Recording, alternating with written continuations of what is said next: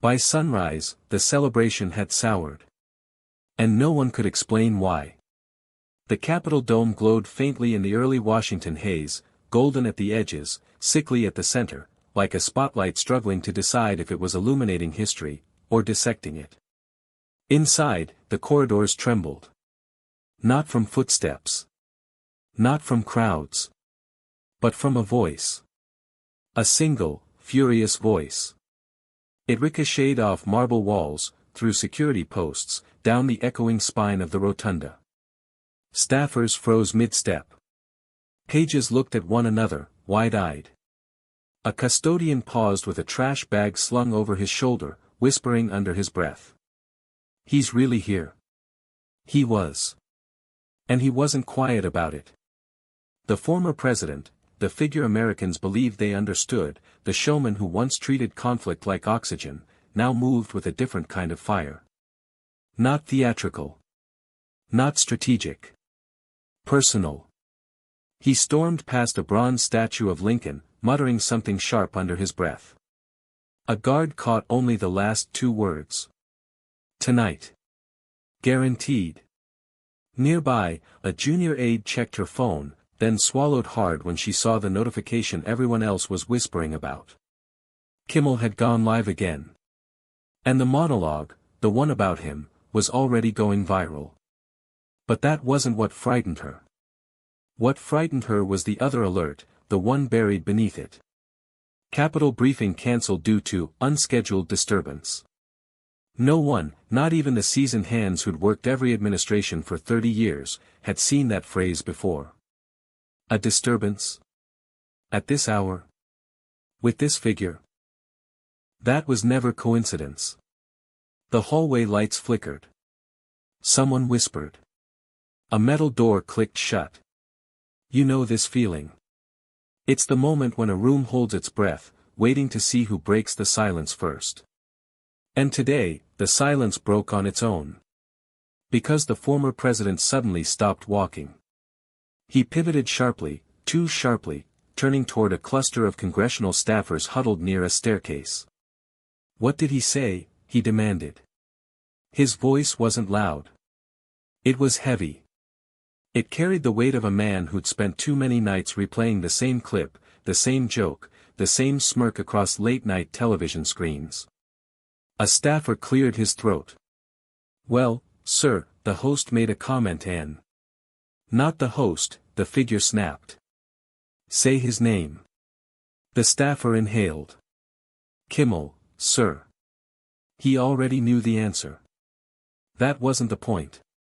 The point was recognition. Acknowledgement. The naming of the adversary.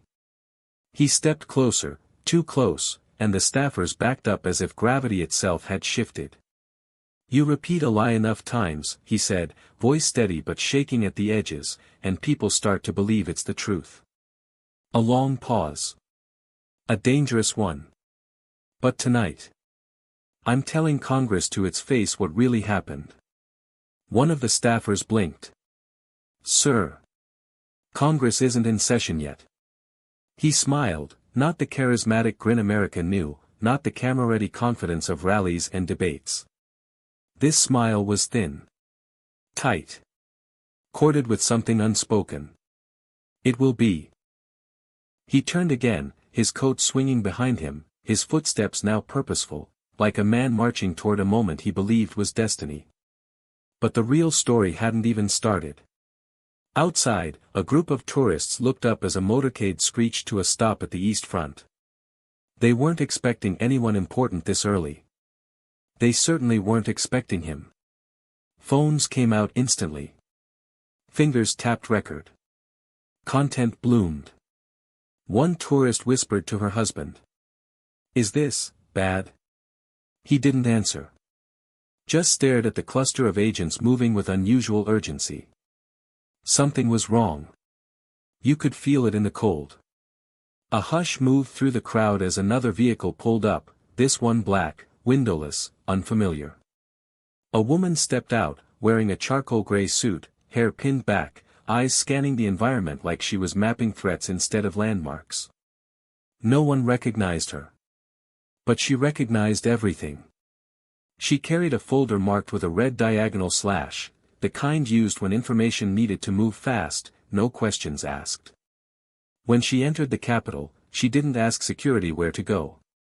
She already knew. And she moved in the same direction he had taken. Deep beneath the Senate wing, a maintenance worker paused as he heard heavy footsteps approach his corridor. He expected security. Or staff preparing for the day.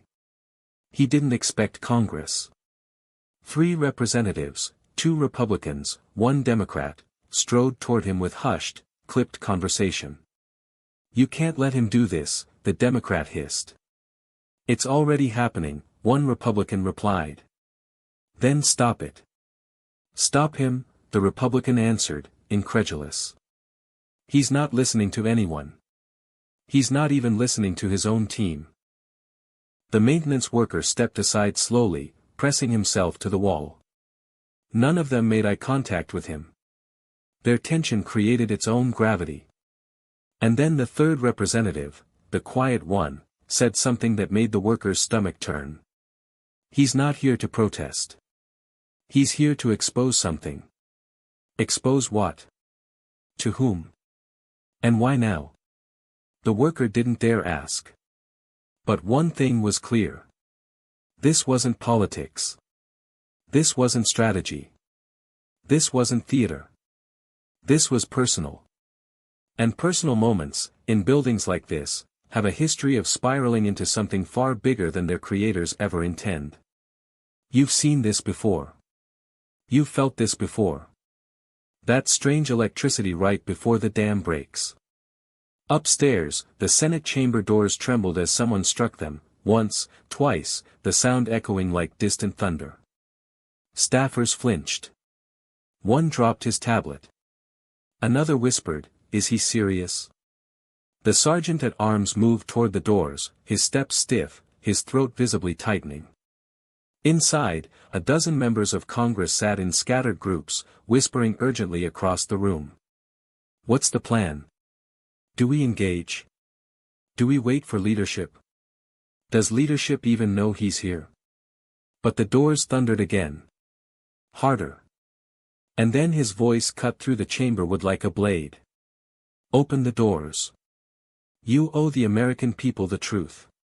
Silence. No one moved. He spoke again, quieter this time, and somehow more dangerous. "You let them lie about me. You let them smear my name for ratings. You let late-night clowns turn reality into a circus." Pause. "But this morning, I'm the one taking the microphone." A ripple of unease moved through the chamber. This wasn't a speech. This wasn't a negotiation. This was a warning. The sergeant-at-arms placed one trembling hand on the door. "Sir," he began cautiously, "you need to step back." But the figure didn't step back. He stepped forward. And something inside the chamber shifted, subtly, invisibly, like the moment before a lightning strike when the air itself decides to rearrange. The woman with the charcoal gray suit rounded the corner at the far end of the hallway just in time to see him push the doors again. And she whispered. "Not yet. Please, not yet." In the TV control room 3 floors below, a young technician refreshed his dashboard anxiously. Every major network notification was blinking red. Breaking news. Capitol turbulence. Unscheduled presence of former president. Kimmel responds live. The technician swore under his breath. He didn't care about politics. He didn't care about late-night jokes. He cared about what the security feed showed. A gathering storm. A collision course between ego, secrets, and years of unresolved anger. He glanced at his supervisor and whispered. "Should we cut the feeds?" The supervisor shook his head slowly. "Not unless ordered. But if this escalates." "Oh, it's already escalating," the supervisor said quietly. And then he added the line that would echo through the technician's head for the rest of his career. "This isn't a political crisis. This is a human one. Upstairs, the chamber doors finally creaked. Not open. Not yet. But enough. Enough for a sliver of light. Enough for a sliver of danger. Enough for a sliver of truth. The former president leaned in, eyes dark with something more complex than rage, something deeper, older, buried for years beneath applause and headlines. And he whispered through the crack. "You won't mock me again. Not him. Not Congress. Not anyone." But the real story hadn't even started. The moment the chamber doors shuttered, Washington remembered something it had tried to forget. Power doesn't erupt overnight. It festers. It ages. It waits. And the figure now standing in that hallway, fist still pressed against congressionally polished oak, had been waiting far longer than anyone realized. Long before the cameras. Long before the rallies. Long before the late-night monologues and the endless headlines. There was a boy in Queens. A boy who always felt like the world was watching him, even when it wasn't. His father's footsteps were loud, clipped, predictable. His mother's were softer, too soft, like she was afraid to disturb anything already breaking. The boy would sit at the top of the stairs, listening. Deals downstairs. Shouting sometimes. Silences that lasted too long. He learned early that the world wasn't fair unless you demanded it to be. And even then, it still wasn't fair. Sometimes, late at night, he'd switch on the TV in the dark living room. The glow would stretch across his small face like dawn. He watched comedians make fun of politicians, actors make fun of comedians, anchors make fun of actors. Everyone mocking someone. Everyone laughing at someone. And every so often, the boy imagined they were laughing at him. He didn't know why. He didn't know where the thought came from. He just felt it. He felt it the way some kids feel storms coming before the clouds ever form. One night, his mother found him still awake, staring at the screen long after midnight. "They're just jokes," she whispered, brushing his hair back. "People joke when they're nervous. That's all." But the boy shook his head. "No," he said quietly. "They joke when they think they're safe." His mother froze. He didn't see it, he wasn't looking at her. He was looking at the world flickering in front of him. A world that rewarded the mockers, and punished the mocked. A contradiction he could never quite forget. And something in him was shifting. Even back then. He just didn't know what was coming. Decades later, after towers, headlines, fame, failure, reinvention, and every spotlight a man could possibly stand beneath, that boy still lived inside him. Especially on nights when the jokes cut deeper than expected. The night before he stormed the Capitol, he'd watched Kimmel's monologue twice. Not because he enjoyed it. Not because he was analyzing it. But because some stubborn, wounded part of him needed to understand why. Why the laughter felt more poisonous this time. Why the smirk lingered longer. Why the punchline sounded like something his father would have said, not to his face, but about him, behind a door he wasn't supposed to hear through. The former president had endured plenty of jokes before. He'd built an empire on attention. He'd learned to convert mockery into fuel, parody into power. But something about last night's monologue. Something twisted beneath the surface. Like the comedian had touched a hidden nerve, one buried so deep that even he hadn't realized it could still bleed. A childhood scar. A hidden fear. A private dream never spoken aloud. Kimmel probably didn't know he'd hit it. Maybe he didn't have to. Pain doesn't need intention. It only needs exposure. And while the country watched the drama unfold on their phones, something else was unfolding behind the scenes, something no network could capture. A memory.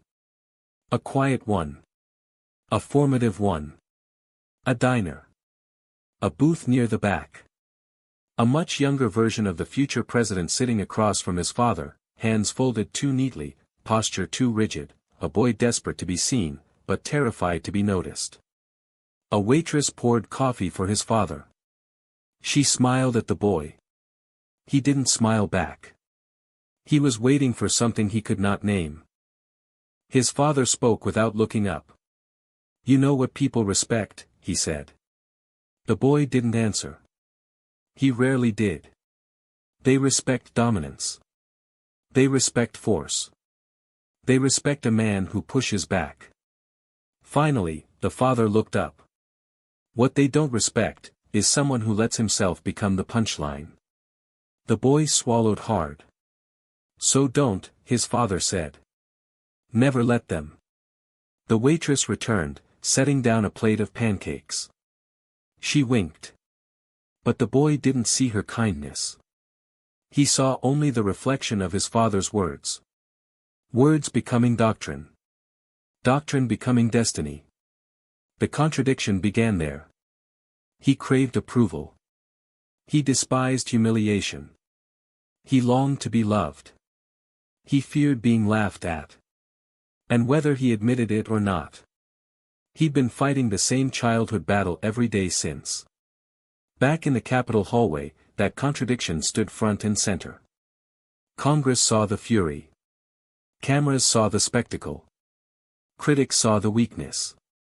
But none of them understood the true equation churning inside him. Mockery plus memory plus power plus wound equals explosion. Not a political explosion. A human one. The kind that had been brewing since the boy in Queens first heard a joke he wasn't sure was a joke. And the Capitol, with its marble pillars, polished floors, and air thick with history, was the wrong place for that explosion to erupt. Or maybe the perfect one.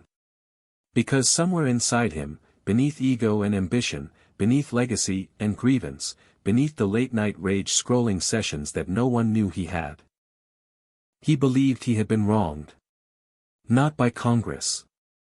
Not by the networks. Not even by Kimmel. But by fate. By the universe itself.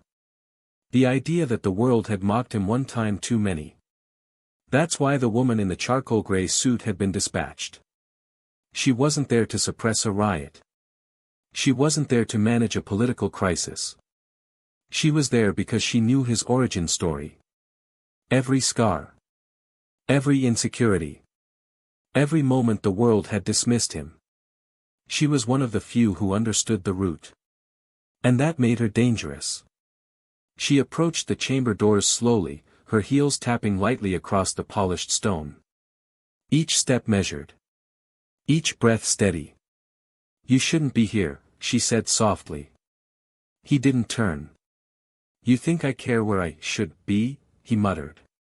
She drew a little closer. "No," she said. "I think you care what it looks like." His jaw tightened. "You think this is about optics?"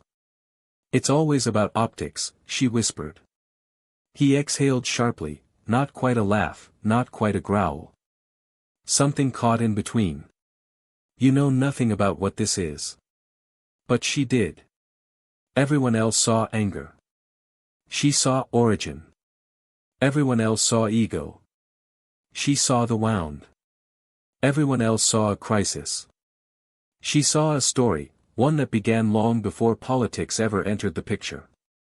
"You're not here to confront Congress," she said quietly. "You're here because a joke hurt more than it should have." He finally turned. His eyes locked onto hers. And for a fraction of a second, a split, fragile moment, the fury cracked. Something human flickered beneath it. Unsteady. Unprotected. Then it hardened again. "You have no idea what's coming," he whispered. But she did. "You've asked this question too. How much of a person's present is shaped by the wounds they carry from their past? How much of today's explosion was born decades ago in a dim living room glowing with late-night television? How much of this morning's chaos was déjà vu for a little boy who once believed the world was laughing at him?" The cracks were spreading quietly. And no one was prepared for what they connected to. Down the hall, a pair of congressional aides watched him through the narrow window in the chamber door. "Why is he doing this?" one whispered. The other swallowed, then said the most honest thing uttered in the Capitol that morning. Because something inside him finally snapped. And he added, almost to himself. He just didn't know what was coming. The Capitol was awake now, not in the usual bureaucratic way, not with morning briefings or scheduled hearings, but with the unmistakable pulse of something destabilizing.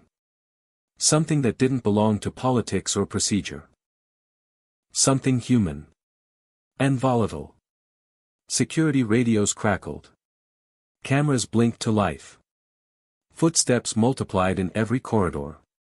But no one dared approach him. The former president stood before the chamber doors like a storm testing the integrity of a dam.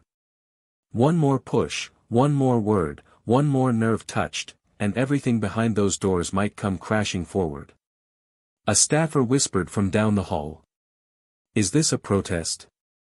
A guard shook his head. No. Protests are organized. So what is this? A rupture. And he wasn't wrong. You know this feeling. When the rules shift an inch. And suddenly the ground feels like it might give way. What no one realized, not yet, was that the Capitol wasn't the only place under pressure. Across the Potomac, inside a small, windowless studio tucked beneath the ABC building, Jimmy Kimmel was pacing. Not joking. Not smirking. Not even speaking. Pacing. A producer approached him carefully. You didn't know he'd show up there, right? Of course not, Kimmel muttered. His voice wasn't panicked. But it wasn't comfortable either. Then what do we do? The producer asked. Kimmel didn't answer. He was staring at the monitor. On it. A blurry hallway feed. The former president's silhouette, shoulders squared, back tense, head low like a bull waiting to charge.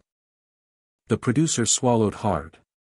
Jimmy, did you hit something you shouldn't have? Kimmel kept staring. I just made a joke, he said quietly. Then, after a breath. But jokes land differently depending on where a man is standing. He didn't mean the hallway. He meant the past. And there wasn't a punchline for that. Back at the Capitol, the woman in the charcoal gray suit straightened her posture. She could feel tension rippling through the marble floors, not literal tremors, but the kind of vibration created when too many possibilities converge at once. She moved a step closer to him. Listen to me, she whispered. You're not here to expose anything. His jaw ticked. Oh, you think I don't have something to reveal? Maybe you do, she said. But not like this. He smirked. Congress deserves the truth. Congress doesn't, she said. But America does. He froze. This was why she'd been sent, not to block him, not to restrain him. But to redirect him. She knew his triggers. She knew the patterns. She knew the moments when he was reachable, even in rage. And she sensed one now. Let me help you do this the right way, she added. He stepped back half a foot, just enough to create space. Not surrender. Not agreement. Space. But the cracks were spreading quietly. Inside the Senate chamber, the mood was unraveling. This is out of control, one senator snapped. Call leadership. Call security. Call someone. But no one wanted to be the first to open the doors. No one wanted their face attached to whatever was about to spill out. The most senior senator in the room, a man whose calm had survived 5 administrations, 3 recessions, and a dozen scandals, finally sighed. Let me talk to him, he said, rising slowly. A younger senator grabbed his arm. Sir, he's not stable. The older man smiled thinly. Neither was this building the last time we underestimated him. The room fell silent. He was right. Expectations. Disruption. Contradiction. Moral pressure. The American documentary formula unfolding in real time. The senior senator adjusted his tie, stepped toward the door. And stopped. A new sound echoed outside. Footsteps. Heavy ones. Multiple. Someone whispered. "Is that security?" "No," another replied. "That's leadership." Down the hall, away from the cameras, away from the noise, something unexpected was happening. 3 members of congressional leadership, neither allies nor enemies of the former president, but something murkier in between, were walking with deliberate purpose. "What's the plan?" one asked. "To stabilize the situation," another answered. "That's not a plan," the third snapped. "That's a wish. But it's the only one we've got." They emerged into the hallway, stopping a dozen feet behind him. He didn't turn. He didn't flinch. But he felt them. Leadership always announces itself, not with words, but with gravity. The woman in the charcoal suit stepped aside slightly, adjusting her stance. She wasn't worried about Congress. She was worried about him. The room dynamics were shifting. Rules were changing. This wasn't a standoff anymore. It was a negotiation. Or the prelude to one. One of the leaders spoke. "What are you trying to do?" The former president didn't answer immediately. He kept his gaze locked on the chamber doors. Then he said, "Tell the truth." "About what?" He finally turned. "About why all of you let the joke become the story." The leaders exchanged glances. "This isn't about a monologue," one said. "No," he replied. "It's about the machine that feeds on humiliation. The machine you built." The accusation floated down the hallway like a spark searching for gasoline. At first, the reports looked normal. Then a single detail fractured everything. One of the leaders stepped forward. "The country can't afford this. The country," he said sharply, "can't afford the lies." He raised his hand, and for a chilling half-second, everyone thought he might strike the door again. But he didn't. He pointed upward instead. Toward the rotunda dome. Toward the symbolism. Toward the story. Toward the history etched into its painted sky. He spoke quietly now. "You know what this place represents. And you know what you represent," one leader countered. A few tense seconds passed. Then the former president said something no one expected. "No more scripts." Leadership blinked. "What?" He took a slow breath. "No more narratives written for me. No more edits. No more spin. No more silence." "You're not making sense," one of them murmured. But he was. Too much sense. This wasn't about Congress. Or Kimmel. Or the Capitol. This was about control, over the story, the memory, the meaning. The real danger wasn't change. It was who controlled the definition of normal. And in his mind, normal had become a weapon. Inside the chamber, the senior senator pressed his ear to the door. "What's happening?" "Power," he whispered. "And not the kind we can contain." The younger senator stepped forward. "So what do we do?" He didn't answer. Instead, he looked toward the ceiling. As if trying to feel the building breathe. Back outside, the woman in the charcoal suit made her move. "You want the truth told?" she asked. He looked at her. "Then let's tell it. But not in this hallway. And not by force." He folded his arms. "This is the only place they'll listen." "No," she said. "This is the place they'll react." He hesitated. A small hesitation. But a significant one. "You know this feeling," she added softly. "When every step forward could be the one you can't take back." And the way he looked at her then. Raw, conflicted, unsteady. Was the closest he'd come to backing down. But then. A phone buzzed. Loud. Jarring. Not hers. Not Congress's. His. He checked it. One notification. One video. Kimmel. Live again. Talking.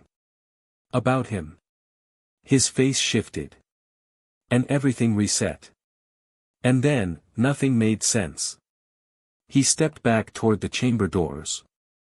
Leadership stiffened. Security tensed. The hallway seemed to narrow. What did he say? He demanded. The woman tried to intervene. Stop. Listen to me. But he was already walking. Already escalating. Already crossing a line older than the building itself. He touched the door. Gently. Almost tenderly. And he whispered. He thinks it's funny. Then louder. I'll show them what's funny. A sharp breath. A clenched fist. A new rupture forming. The tension had become pressure. The pressure had become risk. The risk was becoming a spark. And sparks, in places like this, never stay sparks for long. You felt this moment before. When something fragile cracks. And you pray it doesn't shatter. But deep down, you know. The shatter is coming. And it was coming now. Not because of a joke. Not because of Congress. Not because of him. But because of what all three represented when forced together. Truth. Power. Insecurity. Legacy. Humiliation. Control. A perfect storm. Poised to break. And the truth was about to slip through the cracks. And that's when the silence broke. For months, the questions hung in the air like static electricity, humming, waiting, threatening to arc. But in America, nothing stays buried forever. Not the secrets. Not the alliances. And definitely not the people who built their power on them. Because behind every public handshake is a private calculation. Behind every patriotic speech, a ledger of favors owed. And behind every smiling photo op, a shadow. Tonight, the shadow finally moves. The first crack didn't come from Washington. It didn't come from New York. It didn't even come from the so-called insiders who spent the last decade pretending they didn't know what they knew. It came from a single message. Anonymous, untraceable, undeniable. A file drop so precise, so deliberate, that even the people who swore they were unshakable felt their stomachs turn. Inside that file were timestamps. Flight records. Private conversations. And something far more dangerous. A pattern. A pattern that connected people who were never supposed to be connected. A pattern that revealed decisions that were never supposed to see daylight. A pattern that forced every major figure in this story, willingly or not, into the same frame. And once they were in that frame, there was no getting out. Because the American public wasn't just watching. It was waking up. And the people who had controlled the narrative for years suddenly discovered the one truth they feared most. You can manage a scandal. But you can't manage a reckoning. The countdown had begun. And when the clock hit 0, everyone in this story, the powerful, the protected, and the ones who thought they were untouchable, will face a reality they can no longer edit. This is where the story turns. The first domino to fall wasn't the biggest name. It never is. It was someone small. Someone who never imagined they'd matter in the grand machinery of American power. A scheduler. A personal assistant. A person whose entire job was to make other people look important. But that's the thing about history. It never asks if you're ready to be part of it. This assistant, let's call her Casey, didn't leak anything out of vengeance. Not out of ideology. Not even out of moral outrage. She leaked it because she couldn't sleep. Because she'd spent too many nights staring at a stack of routine travel requests that were never routine. Because she'd heard too many hushed calls in back hallways that were always off the record. Because she'd watched too many powerful men smile too confidently while assuming no one in the room understood what they were really saying. But she understood. She understood perfectly. And when Casey clicked send, she didn't just forward a document. She lit the fuse. Within hours, federal inboxes began to fill. Newsroom Slack channels lit up like Christmas. And behind closed doors, the very people who once coordinated every detail of their public image were suddenly calling each other with the same nervous question. Did you know about this? The truth, of course, was that many of them did. But knowing something in private and confronting it in public are two different worlds. And this time, the public wasn't accepting silence as an answer. In D.C., staffers huddled. In New York, lawyers drafted statements before their clients even asked. In Los Angeles, publicists practiced crisis tone number 6. The one that sounds sincere without actually admitting anything. But it was already too late. Casey's leak didn't just expose a timeline. It exposed a network. A web of meetings that weren't supposed to happen. Conversations that were never meant to be recorded. People who were never supposed to be in the same room. Yet were. And as the web expanded, one truth became impossible to ignore. Someone had been pulling strings behind the scenes. And now, those strings were unraveling. What happened next felt less like politics. And more like physics. Because once the web was visible. Once the public could trace every line. Every meeting. Every inexplicable coincidence. The force holding it all together finally snapped. And suddenly, people who had spent years pretending to be allies began acting like rivals. The first fracture formed in a conference room 5 floors underground. Beneath a federal building where cell phones don't work. And every wall has ears. It was supposed to be a containment meeting. A quiet, off-the-books, coordination session. To craft a unified public response. But unity died the minute the door shut. You could feel it in the air. That mix of panic and calculation. Unique to people who know the truth is coming. And are already figuring out who they're willing to sacrifice. One senator, a recognizable silhouette even in the dim light, slammed a folder on the table. This wasn't supposed to come out, he said. Not angry. Not shocked. Just, afraid. Across from him, a strategist leaned back, arms crossed, eyes cold. It was always going to come out, she replied. You just thought you'd be dead before it mattered. The room went silent. These were people used to brushing off accusations. To burying inconvenient questions beneath procedural language. And layers of plausible deniability. But the leaked documents had dates. Locations. Patterns. Interactions that defied explanation. And what scared them most wasn't what the public might assume. It was what their own colleagues might reveal. Because when powerful people panic, they don't think about loyalty. They think about survival. And in that underground room, you could feel the alliances bending. The secrets creaking. The decades-long friendships dissolving. Under the pressure of self-preservation. One official leaned forward, voice low, almost trembling. If this spreads, he whispered, we won't be able to protect everyone. The strategist didn't blink. We never could. That's when it became clear. This wasn't a scandal. It was an avalanche. And the people in that room weren't trying to stop it. They were trying to outrun it. This is where the story stops being about what happened. And becomes about what people will do. To avoid being the one left holding the truth.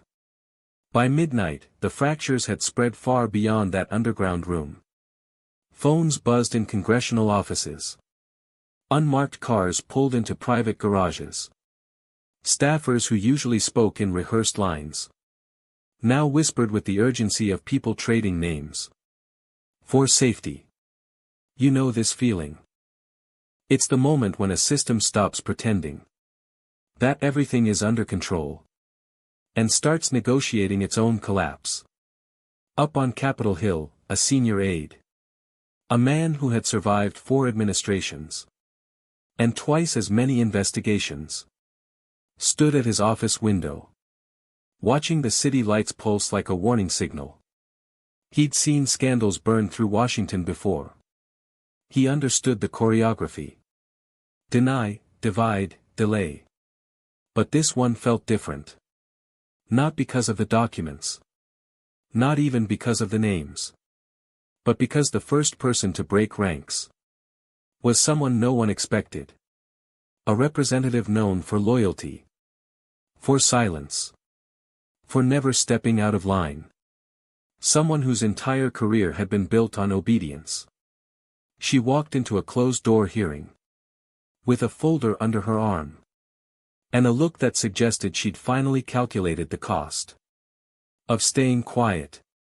The committee chair frowned. "What's that?" "A correction," she said. The room froze. She placed the folder on the desk, slid it forward, and added something no one in her position had said in years. "I'm not taking the fall for this." A pulse of panic moved through the chamber. Because if she flipped the one they always counted on, then anyone could. One of the members leaned in, voice sharp. "You understand what you're doing?" She nodded once. "I understand exactly." A beat. Then she added the line that would echo through every office. "Before the night was over. You built a machine no one can control. And now you're surprised it's eating its creators." The chair exhaled slowly. Heavy. Defeated. This was the break. The moment the facade cracked. The moment the machine stopped hiding the sound of its gears grinding. Outside, reporters sensed it. That shift in the air. When rumors stop being stories and start becoming gravity. Screens lit up. Voices sharpened. People leaned toward their televisions, wondering why every anchor suddenly looked like they'd been handed a script they weren't ready to read. And through all the confusion, all the scrambling, all the whispers on Capitol Hill, one question spread like fire. If she's talking, who's next? But the real story hadn't even started. The first shockwave was political. The second was emotional. But the third, the one that would redefine the night, was strategic. Because somewhere in that maze of marble hallways and locked doors, someone made a decision. A dangerous one. A calculated one. A decision that would turn an internal fracture into a public collision. It began with a single message, sent from a device never connected to an official network, routed through 3 dead servers, and delivered to a newsroom that knew exactly what an anonymous tip shouldn't look like. No greeting. No signature. Just 10 words. Ask who authorized the midnight clearance override at Capitol West. For a moment, the editor didn't know what to think. Clearance overrides were rare. Doing one at midnight was suspicious.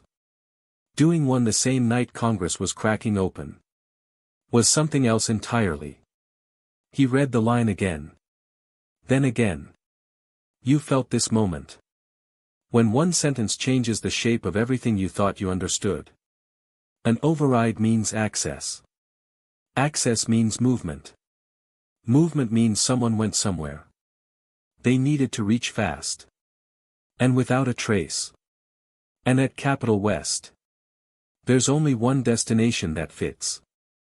The archival vault. A room with no public entrance.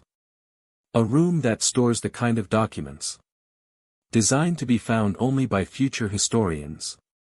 Or never found at all. Down in that sub-basement, under flickering fluorescent lights, a security guard swiped through hours of surveillance footage. looking for the face that matched the override code. He expected a staffer. An aide. A legal team. He didn't expect him. The figure stepped through the vault corridor. Alone. Coat collar up. Expression carved from stone. He moved like a man who had done this before. Not hurried. Not panicked. But with the grim purpose of someone retrieving something he was never supposed to need again. At 12:47 a.m. he entered the vault. At 12:58 a.m. he walked out, carrying a sealed case, marked with a classification stamp. The guard had only ever heard whispered about a level that meant one thing. If anyone else saw what was inside, the narrative would collapse. The guard replayed the clip 3 times, just to be sure he wasn't misreading the timestamp. The face. The impossible implication. And then, right as he leaned forward to zoom in for confirmation, the footage froze. A flicker. A blank screen. A system reset. Someone else was watching too. Someone who didn't want that footage to exist. Back upstairs, the editor stared at his monitor. Mind spinning. Realizing the tip wasn't a clue. It was a warning. Because the midnight override meant only one thing. Someone inside the Capitol wasn't scrambling to survive. They were preparing to strike. And somewhere beneath the chaos, beneath the fear, the leaks, the fractures, a single truth began to surface. This wasn't a scandal. It was a countdown. And the next move wouldn't be defensive. It would be explosive. The explosion didn't happen in the streets. It didn't happen in a rally. It didn't even happen in the halls of Congress. It happened in the narrative. And that, in Washington, is the most dangerous detonation of all. By dawn, the midnight override was no longer a secret. Not because the footage survived. It didn't. And not because someone confessed. They wouldn't. But because the silence itself was suspicious enough to make the truth louder. 3 newsrooms. Usually rivals. Usually armed with competing agendas. All received the same encrypted file. From the same unknown sender. At the same moment. 7:02 a.m. Eastern. Inside the file was not video. Not audio. Not even a document. Just a phrase. A single, chilling directive. Watch for the Capitol trigger. No explanation. No context. But you know how Americans react when they sense something is brewing. And no one will tell them what. Curiosity becomes concern. Concern becomes fear. Fear becomes fixation. Screens turned on. Notifications pinged. Social feeds erupted with questions. No one could answer. What trigger? Who said it? Why now? And then, as if choreographed, the Capitol itself made a move. At exactly 9:11 a.m., the building shifted into secure posture. A protocol usually reserved for foreign threats or credible danger. But there was no threat on the scanner. No protest at the gates. No emergency briefing. Only a quiet order. That came from higher up than anyone expected. Inside, staffers were asked to stay at their desks. Doors clicked locked. Hallways went still. A strange calm blanketed the building. Like the air before a storm breaks. One aide texted a colleague. "Are we under attack?" The reply came seconds later. Not from outside. Meanwhile, in a private residence. Just 6 minutes from the Capitol. A man who had once been the loudest voice in America paced a narrow hallway. As his team scrambled around him, You could feel the energy. That mix of indignation and calculation. That always appeared when he sensed someone was trying to control the narrative without him. His advisors whispered. Stay off camera. Stay quiet. Let this blow over. But that was never his instinct. Silence wasn't his strategy. It was his fuse.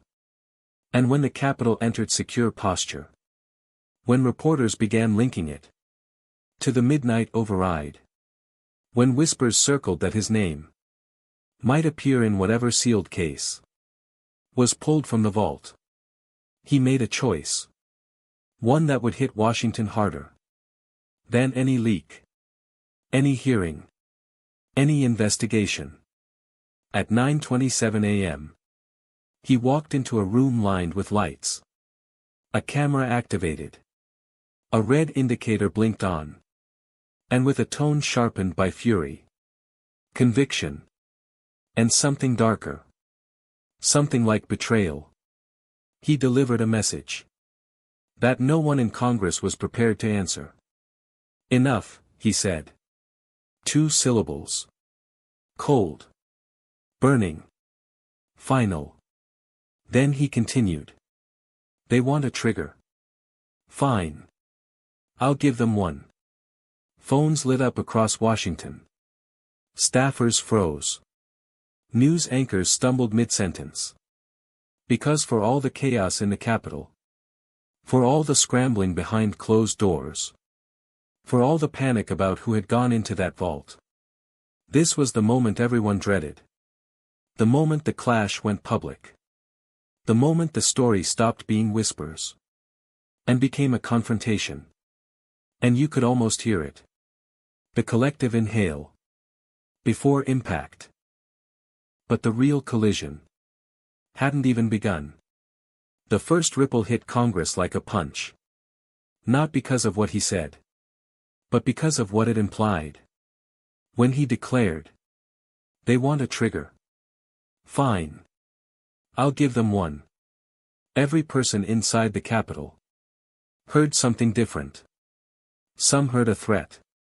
Some heard a promise. Some heard the beginning of a war they'd hoped to avoid. But all of them heard one truth.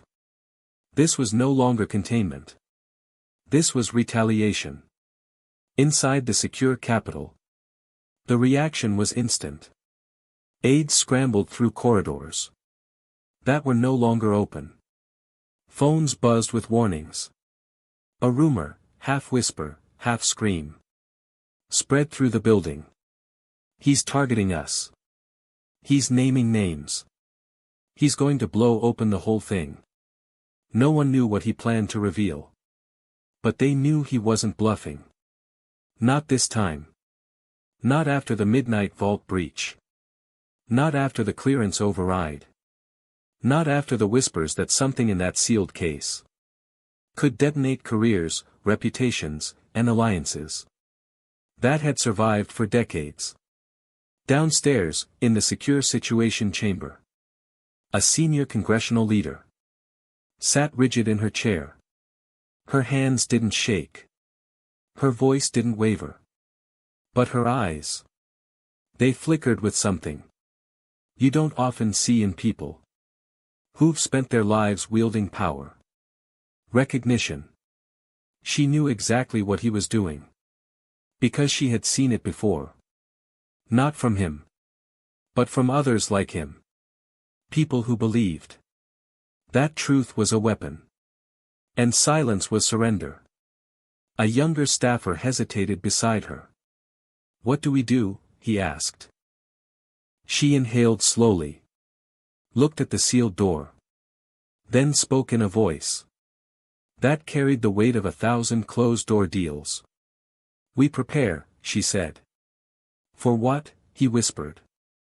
She didn't blink. For him to burn the script.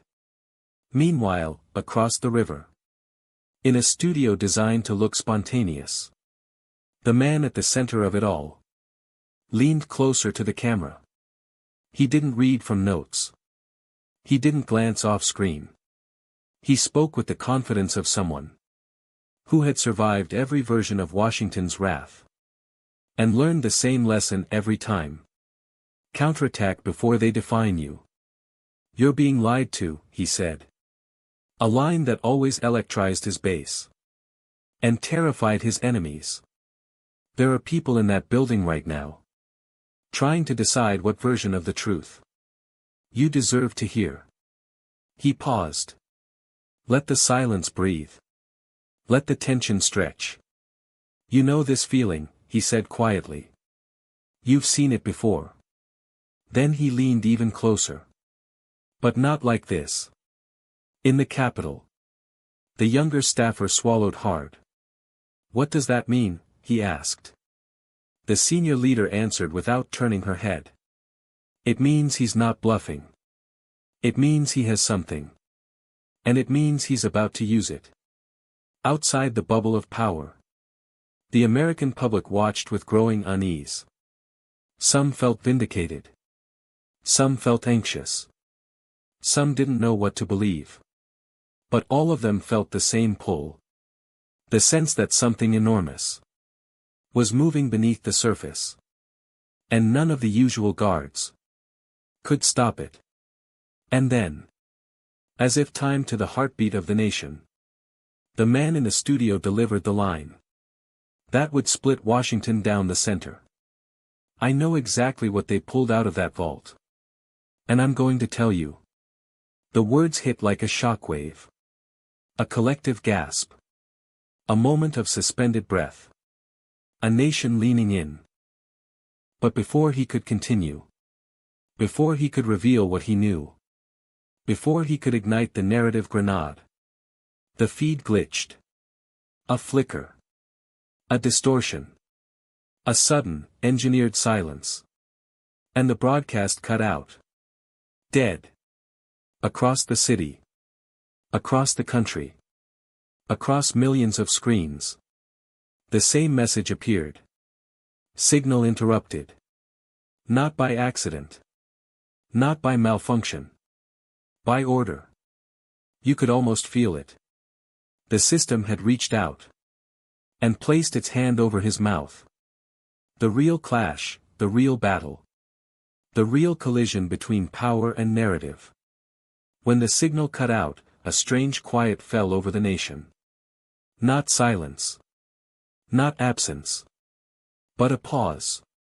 The kind that feels heavier than noise. It was in that pause that the first truth emerged. Power is never just what you see. It is the machinery behind the scenes. The wires you can't follow. The cameras that don't roll. The whispers in the hallways when no one is listening. And now, the machinery was revealing itself. The sealed vault, the midnight override, the trigger warning. They were not random. They were a system. A carefully constructed network. Designed to control perception. To manage panic. To dictate the story without ever speaking a word. What they called freedom, was quiet dependency. What they called control, was curated chaos. Every move had been calculated. Every line, rehearsed. Every joke on late-night television, every document, every closed-door decision. Part of a rhythm. Most Americans never noticed. But he had seen it. And now, the country was about to see it too. The first revelation came from the simplest source. Metadata.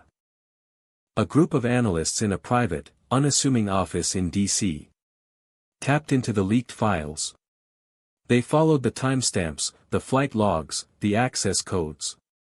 Patterns emerged. Not coincidences. Not mistakes. But a deliberate choreography. Who met whom, and when? Who approved what, and under whose name? Which private messages disappeared? And which were archived with care? The system was self-protecting. It never failed completely. It only failed when someone outside the circle knew how to read its rhythm. And the rhythm was now visible. You felt it too, even if you didn't know. That moment when a story stops being linear. And you realize someone has been scripting your perception all along. Inside the Capitol, the senior leader who had prepared her staff was finally facing the emotional reality of the reveal. It wasn't just that secrets were coming out. It was that every person who had been quietly complicit was connected to the same engine of influence. She saw it. The alliances, the favors, the dependencies. Woven like a tapestry that could no longer hold together. And it terrified her. Because the tapestries she knew had been managed with precision for decades. Every thread counted. Every knot mattered. And now the pattern was unraveling.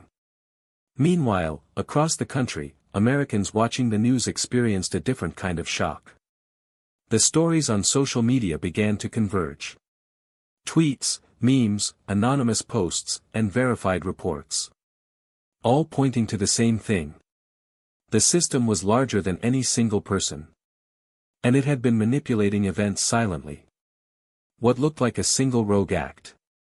The midnight override, the sealed vault, the monologue, was actually the culmination of years of hidden decisions. The public had never witnessed the system itself. Until now. Then came the paradox. The man in the studio, the former president, was both a product of the system and its greatest disruptor. He had spent decades learning the rhythms, exploiting the patterns. And now, he was fracturing them from the inside. He looked at the cameras, and the nation watched. This isn't about politics. This isn't about a joke. This is about how they manipulate what you think is real. And just like that, the narrative shifted. The audience no longer debated him. They debated the system itself. And the system? It began to panic. Back inside the Capitol, the ripple effects accelerated. Congressional aides whispered in corridors. Who authorized the clearance? Who leaked it? Who else knows? The security protocols that were supposed to prevent chaos were now being used to contain fear. Because fear travels faster than power. And the real danger wasn't the exposure itself. It was how people would react to knowing that the machinery they trusted had always been operating behind their backs. The paradox hit hardest here. The very people who believed they controlled the system were now trapped within it. The emotional shock reached its apex. In a small conference room no one knew existed. 3 high-level officials sat around a polished wooden table. Documents lay before them, each stamped, classified, and weaponized by implication. And for the first time, they understood. Decisions made in isolation. Communications thought erased. Access codes intended to protect. Had all been visible to someone who could interpret the logic. The logic wasn't just about security. It wasn't just about authority. It was about trust. And trust had just evaporated. One official whispered. We've never faced someone who can read the system itself. Another replied, voice low, almost a growl. Not just read it. He can bend it. The room went silent. Because bending a system that was meant to contain truth is more dangerous than breaking it. Outside, the public didn't yet know the full extent. But they felt it. The lights in their cities flickered metaphorically. The media's pulse quickened. And the questions, why now? Who is behind this? What does it mean for us? Resonated across dinner tables, highways, diners. And late-night conversations in every living room. The reveal wasn't just about facts. It was about comprehension. Seeing the engine of power for what it truly was. Complex, ruthless, human, and fallible. And for the first time, the American public understood that power doesn't just reside in people. It resides in patterns. In networks. In the systems we trust without noticing. And when those systems are challenged, humanity becomes the wild card. The paradox of the reveal was simple. The system had always protected them. The system had always constrained them.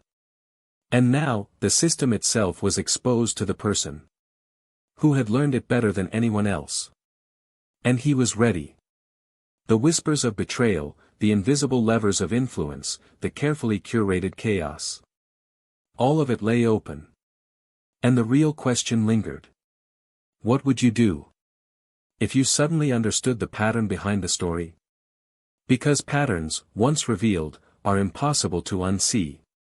And the storm, the one that had been brewing quietly behind the scenes, was about to become impossible to ignore. The storm didn't announce itself with sirens or alarms. It arrived in whispers. In flickers of panic. In the way the capital seemed to inhale. Holding its breath as if it sensed the collapse before it happened. You could feel it in every corridor. The aides frozen mid-step. The cameras in the chamber tilting slightly as operators adjusted nervously. The microphones picking up conversations no one wanted recorded. It was quiet. Too quiet. But inside that silence was tension so dense it could choke a building. The man at the center of it all stood alone in a studio that now felt like the eye of the hurricane.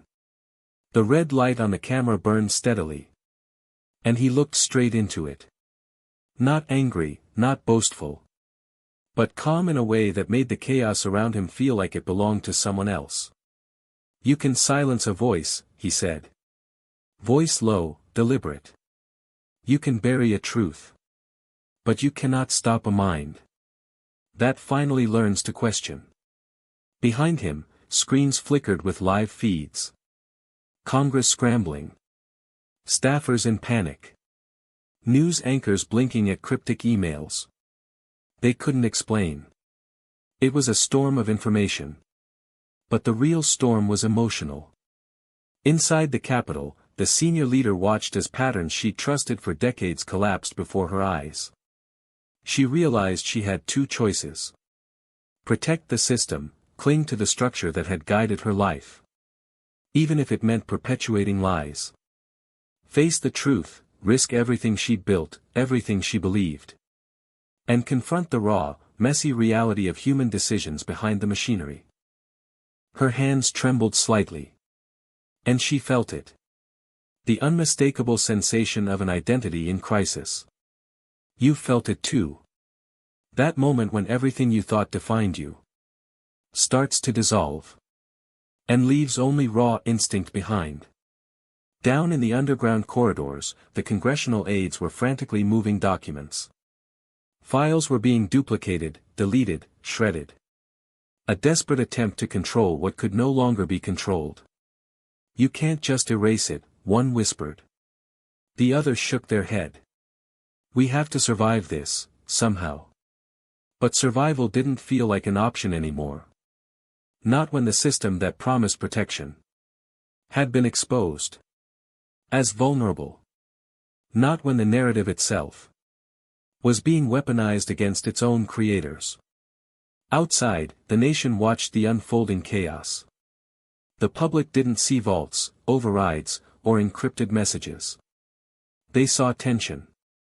They felt it. Every news cycle, every social post, every whispered conversation contributed to a collective awakening.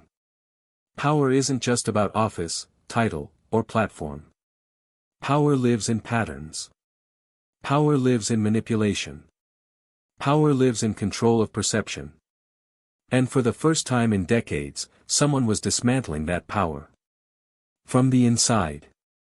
Back in the studio, the man leaned forward, intensity sharpening his voice. Screens lit up. Voices sharpened. No one agreed on what was real anymore. He let the sentence hang. A pause so long it felt like a heartbeat stretching to infinity.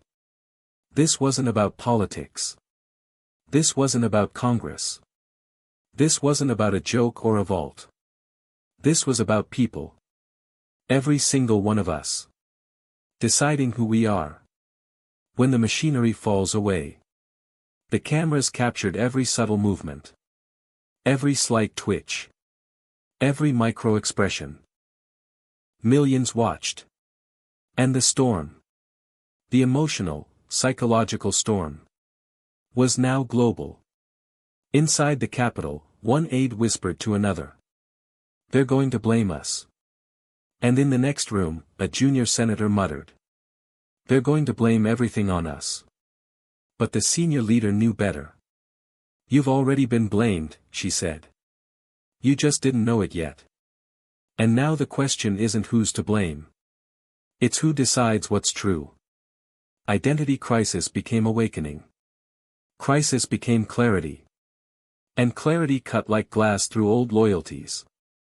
The paradox hit hardest in the minds of the powerful. They had always believed they controlled the system. They had always believed that truth could be managed. They had always believed that secrets could protect them. But the storm proved otherwise. Because the truth isn't fragile. It can't be hidden forever. And when it surfaces, it forces choices that no one is comfortable making.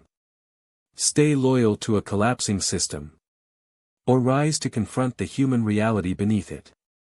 The air in the Capitol felt electric. It wasn't just tension. It was revelation.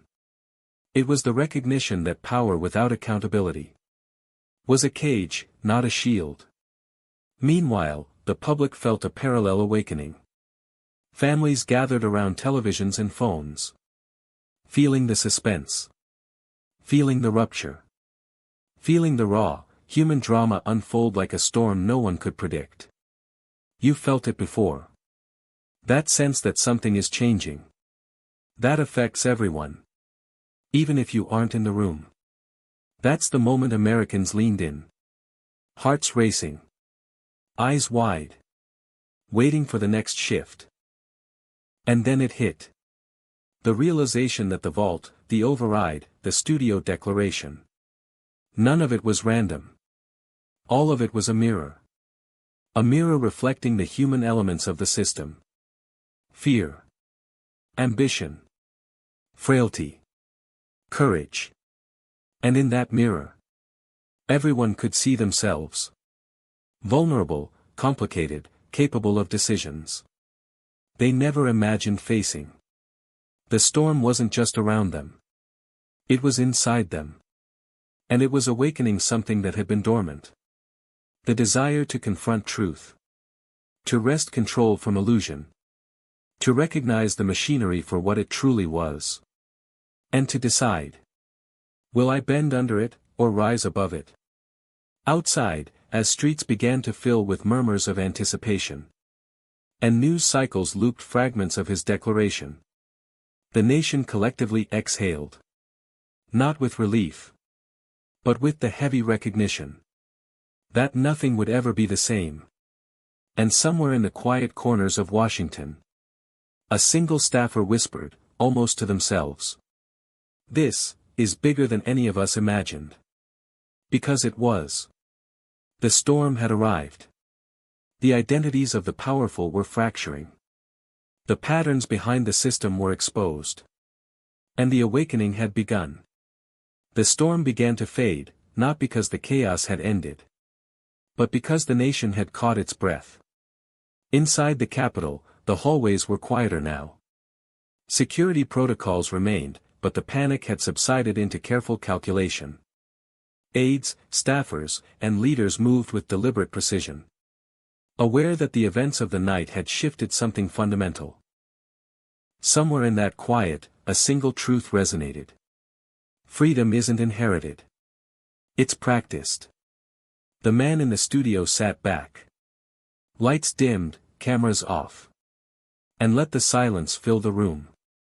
For the first time, he didn't speak to inflame or control.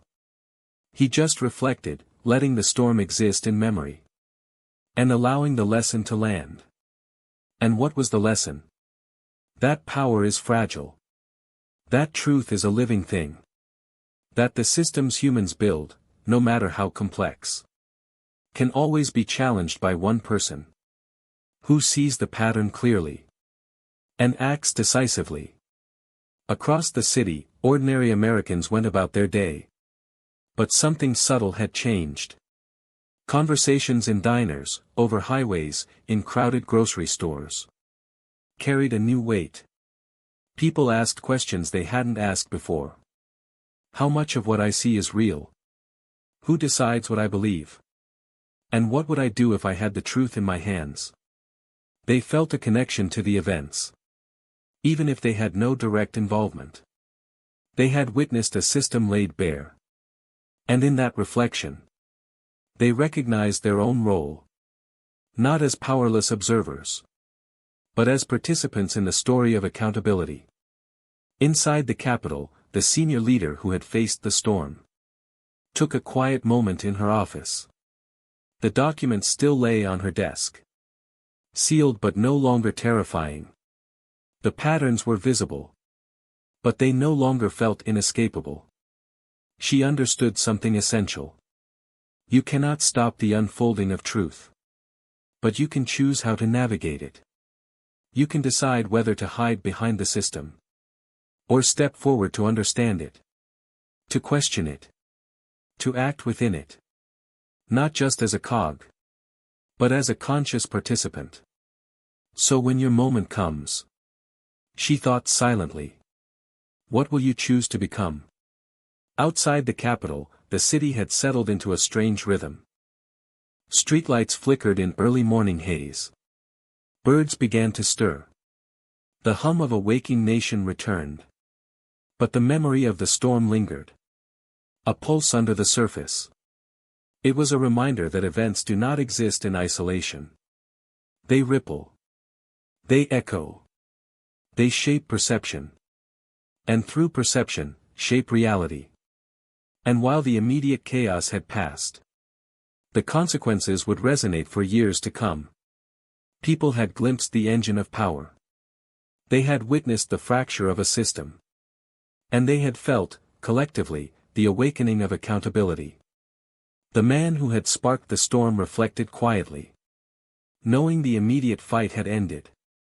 But that the broader struggle, for truth, for influence, for clarity, was ongoing. He understood that history is rarely linear. That power is cyclical. That systems rise, fall, and rise again. But human awareness can permanently alter their trajectory. And maybe, he whispered to no one in particular. This is where everything begins again. Because in the quiet after chaos, there is always the possibility of new understanding. And in America, where systems are human-made, and humans are inevitably flawed, that possibility carries profound weight. Across the nation, the lesson settled in hearts and minds. The machinery of power is intricate. The narratives that shape perception are persistent. But the human capacity to question, to challenge, to see patterns and act on them, is unstoppable. The storm had been powerful. But the awakening was enduring. And for those who had witnessed it, or those who would come to understand it in the years ahead, the choice remained. Will we participate blindly? Or will we recognize the engine, learn its rhythm, and decide where we stand when the next storm arrives? Because storms will always come. Patterns will always exist. And power will always seek to define reality. But the light, the human light, is in recognition, reflection, and choice. And in that recognition, the nation understood something simple, profound, and enduring. We are all part of the story. We are all witnesses. We are all accountable. The Capitol exhaled. The city awoke. The nation leaned in. And maybe everything was beginning again. By midday, the aftershocks of the storm had begun to ripple through the nation. Not visibly. Not violently. But in ways that were subtle, disorienting, and impossible to ignore. Across the country, Americans found themselves talking about it. In diners, in coffee shops, in car rides along highways. In late-night conversations where the TV flickered in the background. They shut off the broadcast, someone whispered. You mean, what he was going to say? No one knows. But I feel it. You felt that too. The unease. The nagging sense that something critical has passed through your life. And you didn't notice the impact until it settled. Inside the Capitol, the storm's echoes had fractured old routines. Staffers no longer whispered about schedules or press releases. They whispered about patterns, strategies, contingencies. The language of survival had changed overnight. One aide muttered. We can't trust the system anymore. And the senior leader, leaning against a window, overlooking the marble steps and city streets below, nodded silently. She understood what he, the man who sparked the storm, had demonstrated. Power is not what it seems. Control is an illusion. And those who think they are untouchable are only as strong as the patterns they manipulate. Outside, in the media landscape, chaos had a rhythm of its own. Newsrooms buzzed with speculation. Anchors rehashed old footage. Reporters chased leads that evaporated the moment they touched them. Social media users debated endlessly. Their conversations laced with fear, excitement, and the thrill of watching something monumental unfold in real time. The paradox was clear. The storm had not just affected power in Washington. It had awakened a nation. People were awake to patterns they hadn't seen. To manipulations they hadn't noticed. To truths that had always been quietly guiding their perceptions. And Americans, collectively, were starting to ask. What else have we been missing? Back in Washington, the man who ignited the storm moved strategically. He didn't shout. He didn't rage. He acted like a conductor orchestrating a symphony. Letting tension rise and fall in precise measures. Every statement, every post, every move was deliberate. Designed to expose. Designed to provoke thought. Designed to force the system itself to respond. He knew one principle. Systems cannot adapt to someone who understands their logic better than the system itself. And the Capitol, once a fortress of procedure and hidden influence, was now a puzzle with pieces rearranging themselves in real time. Meanwhile, small victories quietly unfolded. A junior congressperson, long ignored, finally stepped forward to clarify a timeline. A whistleblower, previously silenced, found the courage to share an overlooked document. A retired journalist, working from home, pieced together metadata from leaked files that no one else had noticed. Each action was a microhook in the unfolding narrative. A cognitive loop that reminded Americans. The story isn't static. It's alive. And every detail matters. The storm's emotional impact extended beyond Washington. Families who watched the early morning broadcast felt uncertainty ripple through their homes. Some argued about what was real. Some debated who was responsible. Some simply sat silently, sensing that the rules they had trusted for decades were now unreliable. This was the subtle genius of the revelation. It didn't just disrupt power in the Capitol. It disrupted perception everywhere. And perception, once shifted, cannot easily return to its previous shape. By evening, the patterns of the storm were clear. The sealed vault, the midnight override, the studio monologue, the cut broadcast. They were not mistakes. They were signals. Clues embedded in the chaos. That told the nation. Systems can be bent. Truth is fragile but discoverable. Awareness is more dangerous to the powerful than any law. And as Americans processed this, the man at the center of it all sat quietly, watching the reactions unfold. He knew that aftershocks are more enduring than the initial explosion. Because the storm had passed.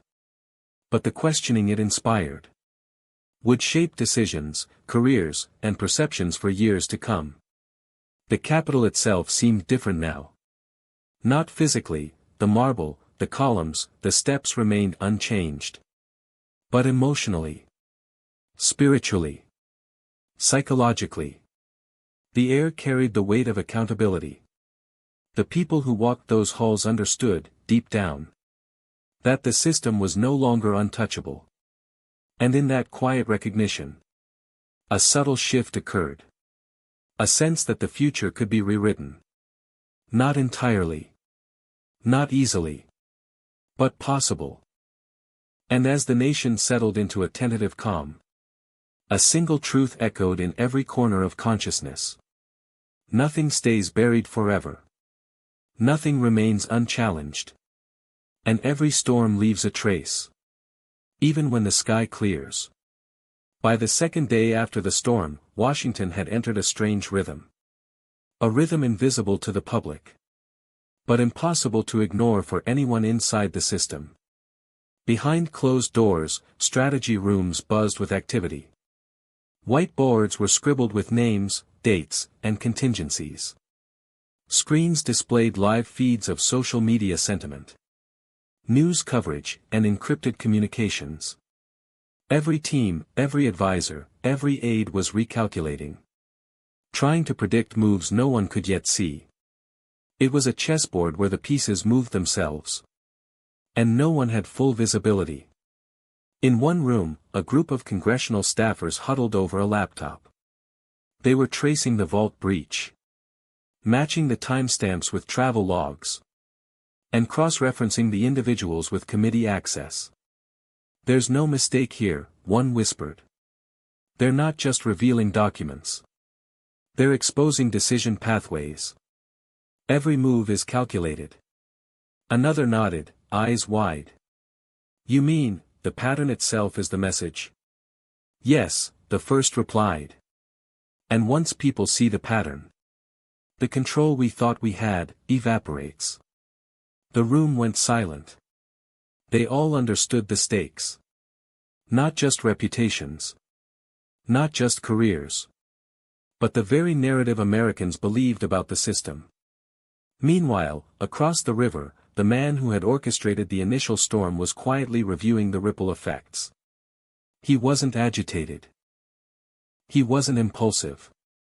He moved deliberately, like someone playing 3 moves ahead in a game most people didn't even know existed. He understood a simple truth. The system could be manipulated only if its rules were known. The pattern could be bent only if its logic was understood. And the public's perception could be reshaped only if the invisible calculations behind power were exposed. Each step he had taken, the midnight vault, the overridden clearance, the interrupted broadcast, was part of a chain reaction designed to reveal exactly that. Power is fragile. Truth is malleable. Awareness changes everything. In a secure conference room, senior congressional leaders debated how to respond. One said, "We can't control what he's doing. Every countermeasure we've tried fails." Another added, "We have to anticipate his moves, not react." The senior leader who had already faced the storm leaned back. "You're thinking linearly," she said. "You're thinking in steps. He's thinking in systems. We're playing checkers in a room full of chessboards." The room fell silent.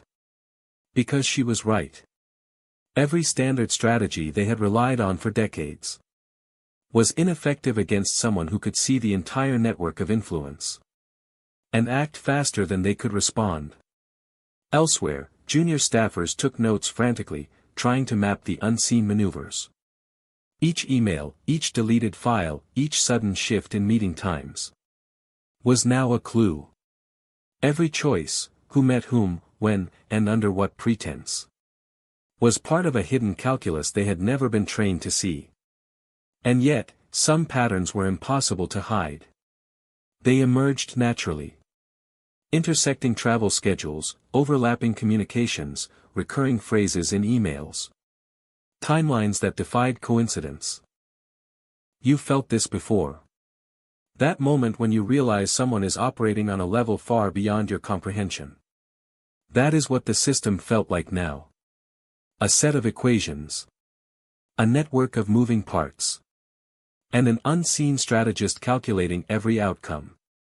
Outside the Capitol, the public's attention was fragmented but relentless.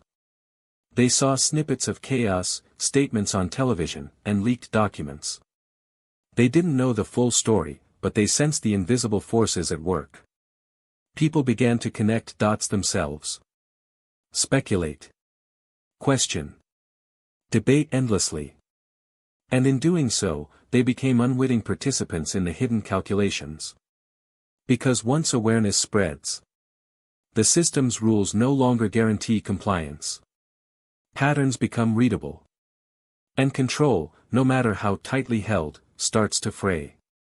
Inside the studio, the man reflected on these aftershocks. He didn't need to push harder. He didn't need to make new moves immediately. The storm had already set the calculations in motion. The reactions, the debates, the anxiety, all of it was proof that the system was responding as intended. Every whisper of panic, every subtle shift in alliances, every public debate was a signal. And the key insight remained simple. When you understand the system, you don't need to act on every move. You only need to nudge it. Let the reactions do the work. By evening, the Capitol's corridors were quieter than the previous day. But the tension was palpable. Everyone understood that hidden calculations were in play. Every conversation, every document, every decision could be leveraged. Every ally could be a threat. Every move could tip the balance. And yet, there was a strange clarity. Because the storm had revealed the architecture behind the chaos. The system was no longer mysterious. It was exposed. Vulnerable. And predictable to those who could read its logic. The paradox remained. Those inside the system, trained for decades to operate within its rules, felt powerless. Those outside, the public, the observers, the awakened few, began to see the logic. The pattern. The hidden equations that governed everything. And the most powerful revelation of all. Control belongs not to the system, but to the one who understands it best. The night settled over Washington. Lights glimmered on the marble steps. Security cameras watched corridors now more silent than ever. Staffers reflected on the day's revelations. And somewhere in the quiet, a single principle echoed across rooms, offices, and minds. Systems can bend. Truth can be leveraged. Patterns cannot hide forever. And in that quiet understanding, the aftershocks of the storm began to feel like a prelude. Because the next move, the one that would define the narrative for weeks, months, even years, was still coming. While the nation focused on the spectacle above ground, the real actors moved in shadows. Unseen. Uncredited. Yet their influence rippled through every corridor, every meeting, every document. Whistleblowers, long silenced by protocol or fear, now whispered carefully into secure channels. One by one, fragments of information surfaced. A deleted email here. An unrecorded meeting there. A private acknowledgement from a staffer too principled to remain silent. They didn't seek headlines. They didn't seek recognition. They sought clarity. They sought accountability. Across Washington, advisors worked tirelessly behind closed doors. Maps, charts, and digital dashboards spread across tables. Tracking the man who had ignited the storm. Every move he had made was catalogued, analyzed, and anticipated. But here's the paradox. No amount of tracking could predict human intuition. No dashboard could calculate the psychological pressure of someone who knew the system's rhythm. And could bend it without breaking a sweat. You can't control him, one senior advisor muttered. You can only respond. And even then, you're late. The room fell silent. Because they understood. The storm's architect had already calculated the responses. And embedded consequences. For every predictable counter. In a cramped office beneath Capital West, a junior analyst discovered a pattern overlooked by everyone else. "There's a loop," she whispered, pointing at a screen cluttered with metadata. A single thread connecting the midnight vault, the overridden clearance, the signal interruption. "It's almost like someone designed it to be found." Her colleague leaned in, eyes narrowing. "You mean, it's intentional?" "Yes," she said. "And whoever did this, they know we're going to notice it." You felt that moment. The instant a hidden hand becomes visible. Not through force, but by leaving subtle breadcrumbs. The storm was no longer just events. It was a narrative with invisible authors. And Americans, whether they realized it or not, were reading along, piecing it together, and reacting instinctively. Meanwhile, the man at the center of the storm reviewed his network. Not his public image. Not his rallies. Not his monologues. The network of hidden players mattered most. Trusted advisors, technical operators, ethical allies. Even dissenters who were pushed into action unintentionally. Every move was a node in a lattice of influence. Every reaction, staff panic, media frenzy, congressional debate, was a variable in an equation he had spent decades learning to solve. And here's the subtle genius. He didn't control every node. He didn't need to. He only needed to nudge the lattice in precise ways. So the system's own momentum revealed the truth. Outside the walls of power, ordinary Americans began to notice the edges of these hidden maneuvers. A teacher in Ohio noticed a news clip and felt the tension before she understood the reason. A truck driver on I-95 speculated aloud about leaked documents and vaults. A retired journalist in Seattle pieced together small, seemingly unconnected events into a story that made sense, and felt incomplete. Patterns were emerging.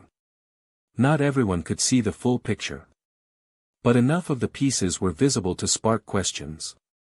That wouldn't go away. And that, in itself, was powerful. Inside the Capitol, a staffer realized that the storm had shifted the hierarchy of influence.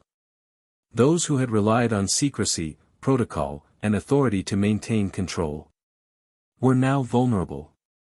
Those who had quietly observed, who had understood the hidden rhythms of the system, were suddenly empowered.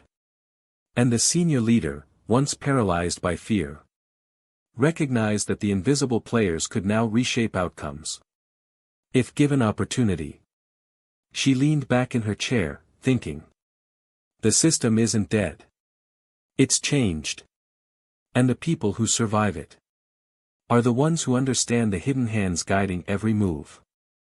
Meanwhile, small, calculated leaks began appearing across the media landscape. Each leak was curated. Not overwhelming. Not chaotic. But enough to sow doubt, provoke analysis, and highlight the complexity of the system. You felt it too. That moment when fragments of information arrive. And your brain can't help but connect the dots. The hidden players were not just observers. They were architects of perception. And for the first time in years, their influence was visible. Even if no one knew their names. Back in the studio, the man reflected on the storm and the lattice of actors it had awakened. He didn't seek recognition for the unseen players. He didn't need it. Their actions would speak for themselves. What they don't realize, he murmured, is that power flows not from visibility, but from understanding. And understanding is something no system can ever fully contain. By nightfall, the Capitol and the nation had adapted to a new rhythm. It was quieter. Not peaceful. But alert. The storm's visible chaos had subsided. But the hidden calculations had taken root. And across the system, one realization crystallized. The unseen are always present. The unnoticed always influence outcomes. And awareness, once awakened, cannot be undone. The aftershocks were no longer just events. They were a lesson. A revelation. A quiet, enduring signal. That the system, and the people within it, would never be the same. By the third day after the storm, the media landscape had fractured. It wasn't just partisan divide. It wasn't just opinion versus fact. It was something subtler, more insidious. The story itself had splintered. Different feeds, different networks, different platforms presented fragments, often contradictory. And the public had no blueprint for discerning the truth. You felt this too. The unease when every outlet tells a different version. And you realize you're piecing together a puzzle. With missing pieces and hidden edges. News anchors repeated the same footage endlessly. The vault door, the interrupted broadcast, the midnight overrides. But context was gone. Analysts speculated wildly. Sometimes contradicting themselves in consecutive segments. Social media erupted with theories, memes, and outrage. And in every corner of the digital sphere, the question echoed. What really happened? No one fully knew. Not Congress. Not the White House. Not the man at the center of it all. And that uncertainty became the story. Misinformation spread like wildfire. A deleted email became a smoking gun. A misinterpreted statement became proof of conspiracy. A truncated clip became the basis for national debate. The paradox was profound. Accuracy mattered less than perception. And perception, once fractured, was nearly impossible to reconcile. You felt it too. The tension between what you know and what you see. The sense that the narrative was slipping through your fingers. Even as you tried desperately to hold on to it. Inside the Capitol, staffers struggled to maintain cohesion. Briefings contradicted earlier statements. Leaders disagreed on messaging.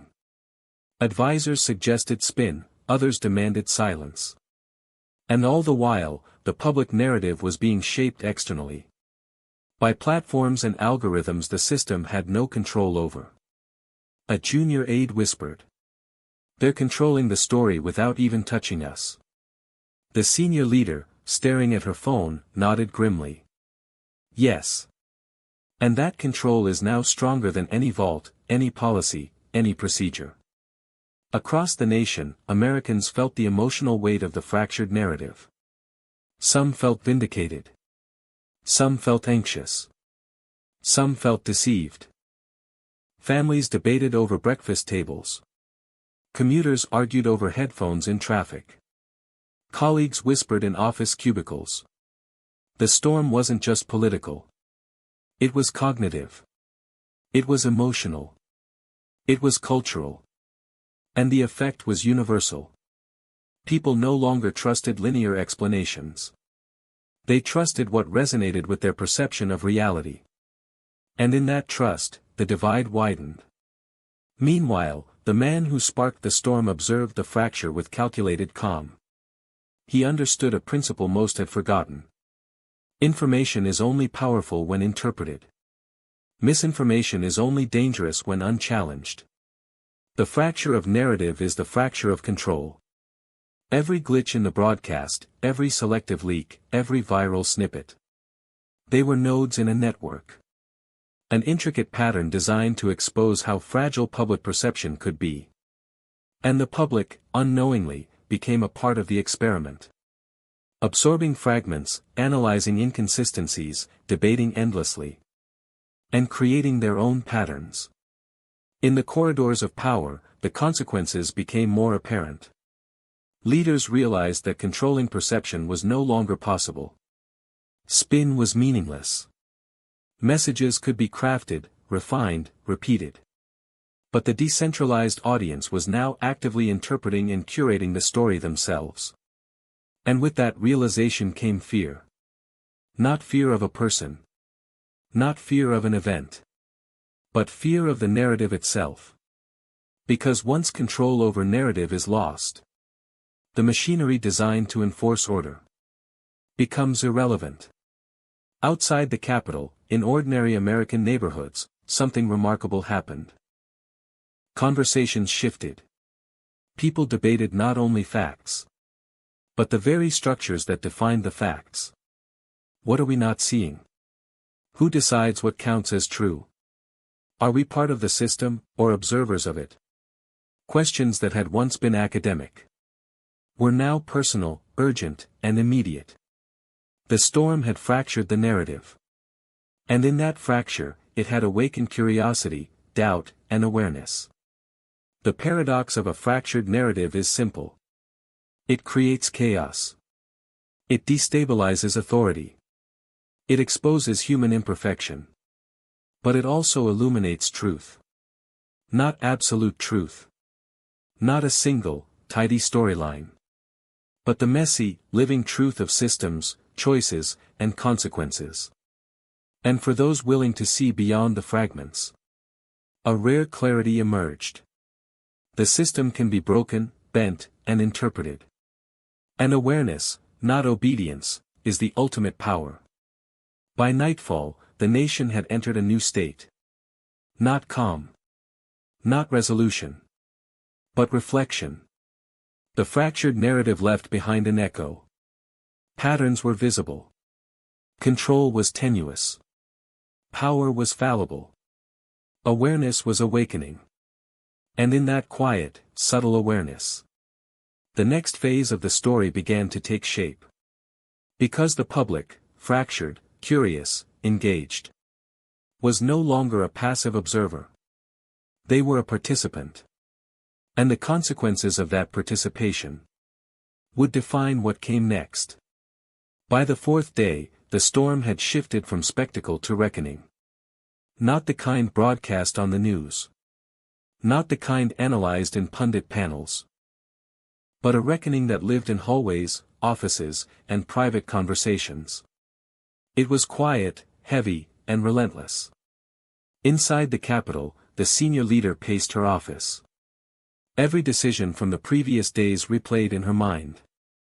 Who to trust, who to question, which leaks to ignore, which to acknowledge. She realized something simple, yet terrifying. Every action had consequences.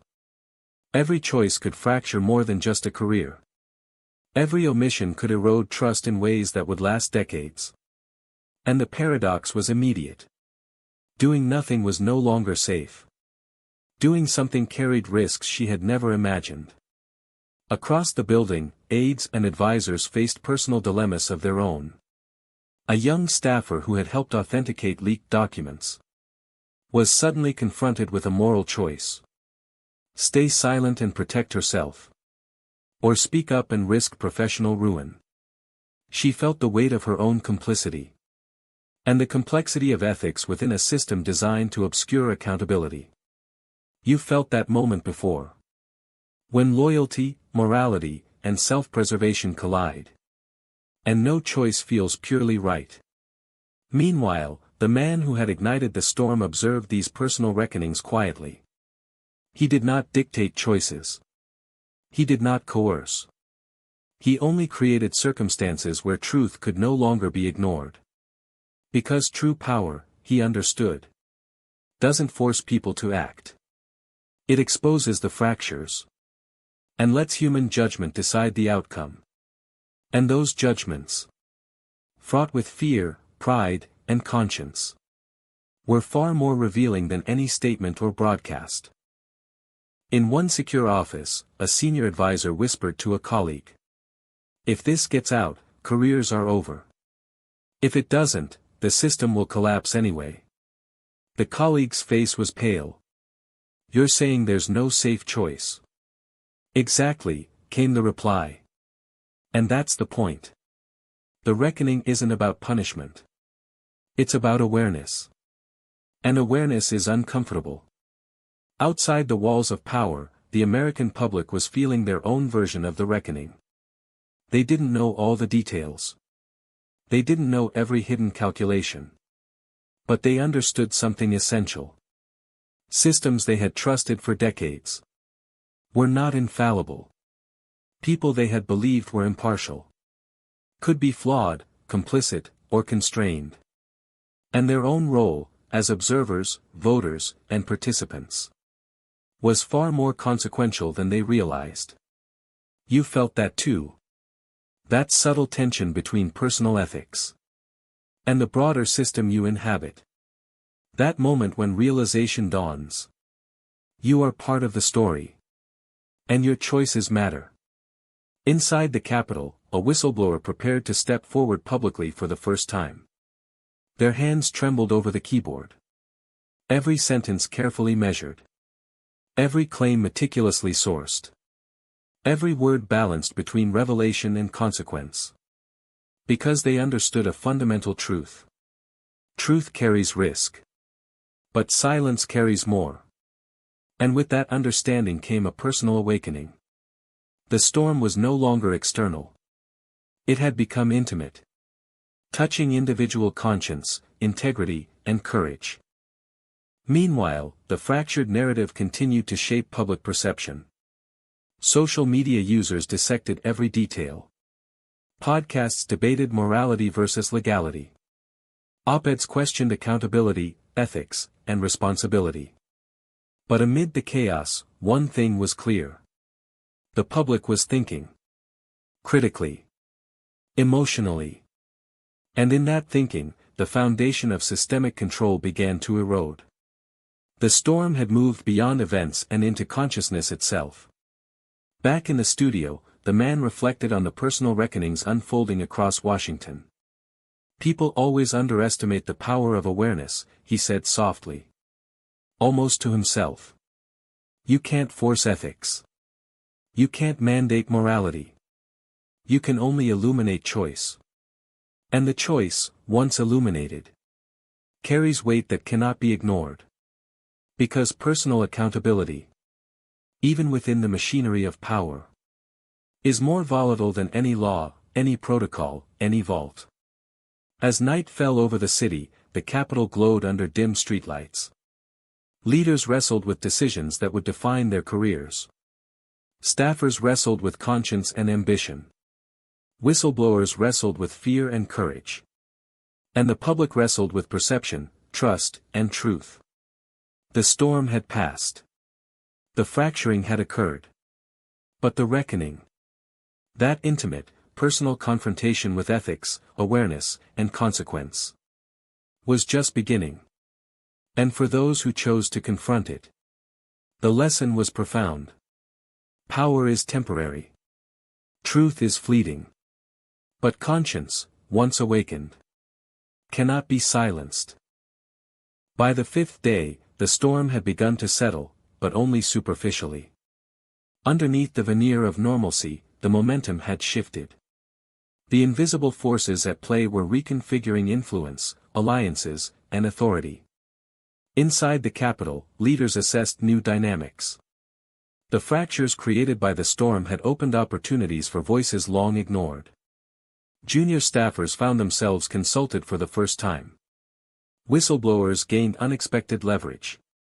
Even mid-level advisors realized that knowledge, not rank, had become currency. It was a quiet revolution of influence. Subtle, almost imperceptible. But undeniable to anyone paying attention. In a small conference room, an unlikely alliance formed. A senior congressional aide, known for loyalty to the old guard, approached a junior analyst who had uncovered critical patterns. They exchanged glances, weighed risks, and nodded almost imperceptibly. Your insights are valuable, the senior aide said. Let's make sure they're heard. It was a moment of paradox. Those who had once resisted change now recognized the necessity of collaboration. Power was no longer solely about hierarchy. It was about relevance. And relevance demanded adaptation. Meanwhile, the man at the center of the storm observed from a distance. He understood that momentum is subtle. Not about explosions, statements, or spectacle. But the invisible recalibration of influence. The shifting alignment of actors. The quiet decisions made behind closed doors that would ripple outward. You don't need to push, he murmured. Momentum moves those who are ready to move. And the capital, slow, deliberate, and usually resistant to change, was already moving. Across the city, Americans began to notice changes too. Media coverage adjusted. Podcasts featured voices previously marginalized. Social media highlighted new narratives, exposing hidden patterns and overlooked players. People discussed alliances they hadn't imagined. They speculated on motives, connections, and unseen strategies. Even without knowing the full story, the public began sensing the shift. Power was being redistributed. Not chaotically, but through awareness, choice, and action. Inside the Capitol, unexpected collaborations multiplied. A previously ignored policy analyst was consulted by a senior member of Congress. An outspoken critic of the system found themselves working alongside a former ally of the old guard. Advisors shared intelligence openly for the first time. The paradox was tangible. Those who had been opponents suddenly found mutual interest. Those who had feared exposure discovered opportunity in transparency. And those who had wielded unchecked influence realized that the rules had changed. Meanwhile, the storm's architect calculated the unfolding pattern. He didn't need to intervene. Every reaction, hesitation, and realignment was part of the lattice he had already anticipated. Momentum had shifted not through force, but by illuminating fractures and allowing actors to self-organize around emerging truths.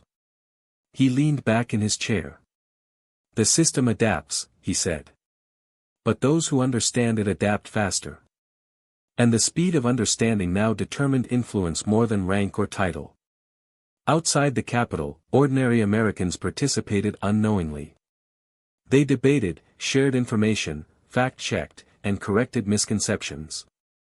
The collective attention became a force multiplier. Their questions, skepticism, and curiosity subtly pressured the corridors of power. The storm had revealed the machinery of influence. And in observing it, the public had become part of the momentum. Every conversation, post, and commentary nudged the system in new directions. Back in Washington, a mid-level staffer realized the magnitude of the shift. "The game has changed," she whispered to a colleague. "It's not about control anymore. It's about influence. And influence flows to those who can read patterns, not titles." Her colleague nodded, feeling the weight of truth. And together, they recognized that survival, power, and progress now required a new kind of strategy. One that embraced transparency, collaboration, and foresight. By nightfall, the Capitol felt alive with subtle energy. The storm had passed, but its momentum lingered. Alliances had shifted. Power had been recalibrated. And the previously invisible currents of influence were now visible, tangible, and actionable. The paradox was clear. Chaos had birthed clarity. Exposure had created opportunity.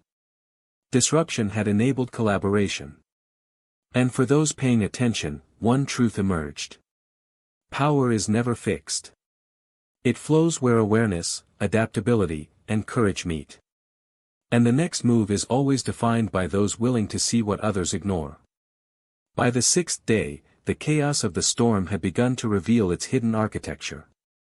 What once seemed random, explosive, and unpredictable, now began to form a discernible pattern. Inside the Capitol, analysts mapped connections. Tracking who influenced whom. Who leaked what. And how reactions cascaded through committees, media, and the public. For the first time, the system, so often opaque and convoluted, appeared almost readable. And in that readability lay power. The man at the center of the storm watched silently as the pattern crystallized. He understood a simple truth.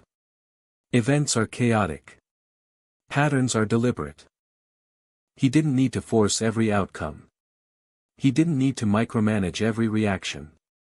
He only needed to reveal enough structure so that actors, intentionally or not, would fall into predictable behaviors. And predictability, once recognized, becomes leverage.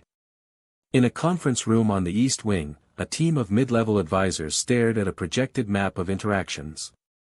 "Look at this," one said, pointing to a web of emails, meetings, and social media posts. "The moves are not random. They're following a design." Another nodded. "It's almost like he's playing several layers at once. A game of influence hidden beneath apparent chaos." "Yes," said the first. "And every response we make just confirms the pattern further. We can't fight it blindly. We need to anticipate it." Meanwhile, junior staffers who had once felt powerless found themselves understanding the system more clearly than their superiors. They noticed micro-patterns. A repeated scheduling tactic. A strategic leak. A delayed response designed to provoke action. Each small observation created insight. And insight, in this environment, was currency. You felt it too. That moment when confusion resolves into understanding. And suddenly what seemed impossible becomes predictable. Outside Washington, Americans were seeing fragments of the pattern too. A viral social media thread connected seemingly unrelated events. A late-night commentary dissected motives, alliances, and missteps. Even casual observers began to recognize trends, predict outcomes, and discuss not just events, but the systems producing them. The storm had moved beyond spectacle. It had become a lesson in systemic logic. And awareness, once awakened, spread faster than any official statement. Back in the Capitol, the implications of the pattern were becoming clear. Leaders realized that transparency, partial though it was, could shift influence without a single law being passed. Minor actors suddenly held strategic leverage. Minor decisions had major consequences. And the system, long thought rigid, was flexible in ways few had appreciated. A senior leader leaned back and admitted aloud. "The chaos, it's teaching us more than we've ever learned from protocol or procedure." Her team absorbed this silently. Because the truth was undeniable. Predictable patterns had emerged from chaos. And those who could read them held power far beyond their titles. The man who had orchestrated the storm recognized the lesson his actions had forced. Chaos and spectacle had captured attention.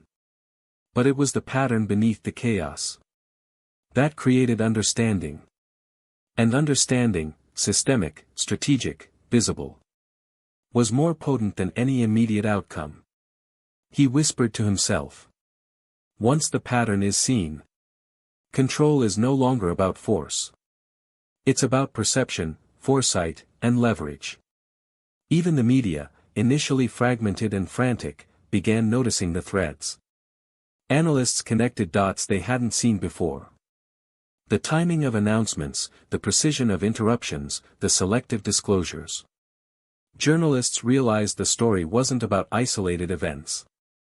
It was about a system being manipulated in plain sight. And how people reacted when the rules became visible. And in that revelation, trust shifted. From authoritative sources to pattern recognition itself. From statements to insight. From chaos to comprehension. Inside offices, corridors, and living rooms across the nation, one truth emerged quietly but powerfully. Systems are interpretable. Influence follows structure. Awareness amplifies power. The storm had been loud. The narrative had fractured. The public had questioned everything. But now, the pattern, visible, undeniable, and precise, offered clarity. And clarity is more destabilizing than chaos. Because once people see the architecture, they no longer accept the illusion of control. They anticipate. They question. They act. By nightfall, Washington had entered a new phase. The storm's surface chaos had faded. But the emergent pattern had changed everything. Minor actors could now shape outcomes. Hidden players were visible through the lens of analysis. Public perception was no longer malleable by statements alone. And strategic leverage had shifted toward those who understood the system. The paradox was striking. The more chaos, the more clarity. If you were paying attention. And for those who had been paying attention, one realization crystallized. Predictable moves emerge from calculated chaos. Those who read the pattern first hold influence that lasts far longer than the storm itself. By the seventh day, the first dominoes began to fall. Small actions, previously hidden or ignored, now revealed consequences far beyond their origin. Each decision, leak, and reaction ricocheted through the system, touching lives, careers, and reputations in ways no one could have fully anticipated. Inside the Capitol, a senior aide discovered an error in protocol. Something minor, procedural, long overlooked. But now, in the wake of the storm, it became a public point of scrutiny. The ripple effect was immediate. Questions, whispers, and heated debates flooded the hallways. And it was only the beginning. The man at the center of the storm observed quietly. He didn't celebrate the falling dominoes. He didn't need to. Because each consequence was part of the lattice he had already anticipated. The system, once thought rigid and predictable, was revealing its fragility. Not through external force, but through internal reaction. You can't manufacture accountability, he murmured. You can only illuminate choice. And let consequence do the work. Across Washington, accountability became a tidal wave. Whistleblowers stepped forward with corroborating evidence. Junior staffers exposed inconsistencies previously ignored. Senior officials faced scrutiny for decisions they had taken for granted. And as the dominoes fell, the system realized a fundamental truth. Transparency can be weaponized. And truth, once revealed, has a momentum all its own. Outside the halls of power, Americans witnessed the consequences unfolding. Some felt vindication. Some felt frustration. Some felt fear. The fractured narrative had given way to tangible outcomes, resignations, investigations, clarifications. And the subtle but undeniable shift in who held influence. And in every conversation, a recurring question emerged. Who is accountable? And what does accountability even mean in a system this complex? You felt this before. That uneasy awareness that events have consequences you didn't anticipate. And that responsibility is rarely straightforward. Inside a secure office, a team of advisors tried to contain the dominoes. We need to manage fallout, one said. But it's too late, another replied. Every reaction triggers another reaction. Every explanation only deepens the chain. The room fell silent. Because they understood the paradox. The more they tried to control consequence, the more visible the underlying fragility became. And the storm, now a lattice of reactions, dominoes, and accountability, was moving faster than any attempt at intervention. Meanwhile, in media rooms and digital platforms, the ripple effects were amplified. Every revelation sparked new analysis. Every resignation or clarification fed into the narrative. Social media users traced chains of cause and effect, highlighting patterns previously unnoticed. Even casual observers began to recognize the domino effect. Actions rarely remain isolated. And every choice carries systemic weight. And that recognition created awareness. A force stronger than any broadcast statement. Back in the Capitol, the first tangible consequences hit senior leaders. A long-standing policy was questioned. An influential advisor was publicly scrutinized. An overlooked procedural error became a point of national discussion. Each domino fell slowly, deliberately. But their cumulative weight was undeniable. And with each fall came reflection. How many mistakes had been hidden under assumption? How many decisions had been taken for granted? And how much control was truly illusory? The man at the storm center understood that dominoes were more than consequence. They were education. Each fall revealed systemic weaknesses. Each ripple exposed vulnerabilities. Each reaction illuminated patterns invisible before. And those who paid attention learned faster than those clinging to authority. Because in the dance of dominoes, awareness is the only measure of survival. Outside the Capitol, the public saw the effect in real time. People debated accountability and ethics. Families discussed cause and effect over dinner tables. Communities argued online about who should be responsible, and what changes were necessary to prevent future cascades. The dominoes, once private, now shaped collective consciousness.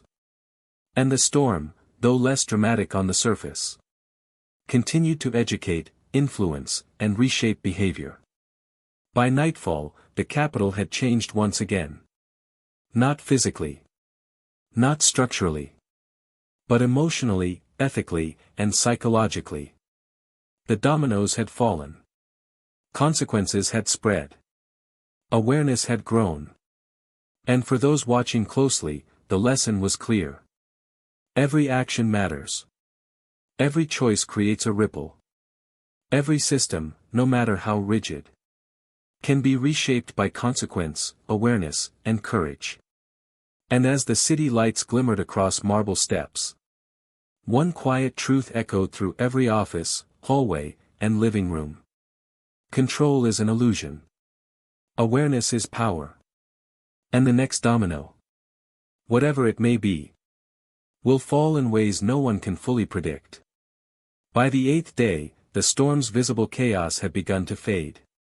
But the real lessons, subtle, structural, and deeply human, were only becoming apparent. Inside the Capitol, analysts reflected on what had unfolded.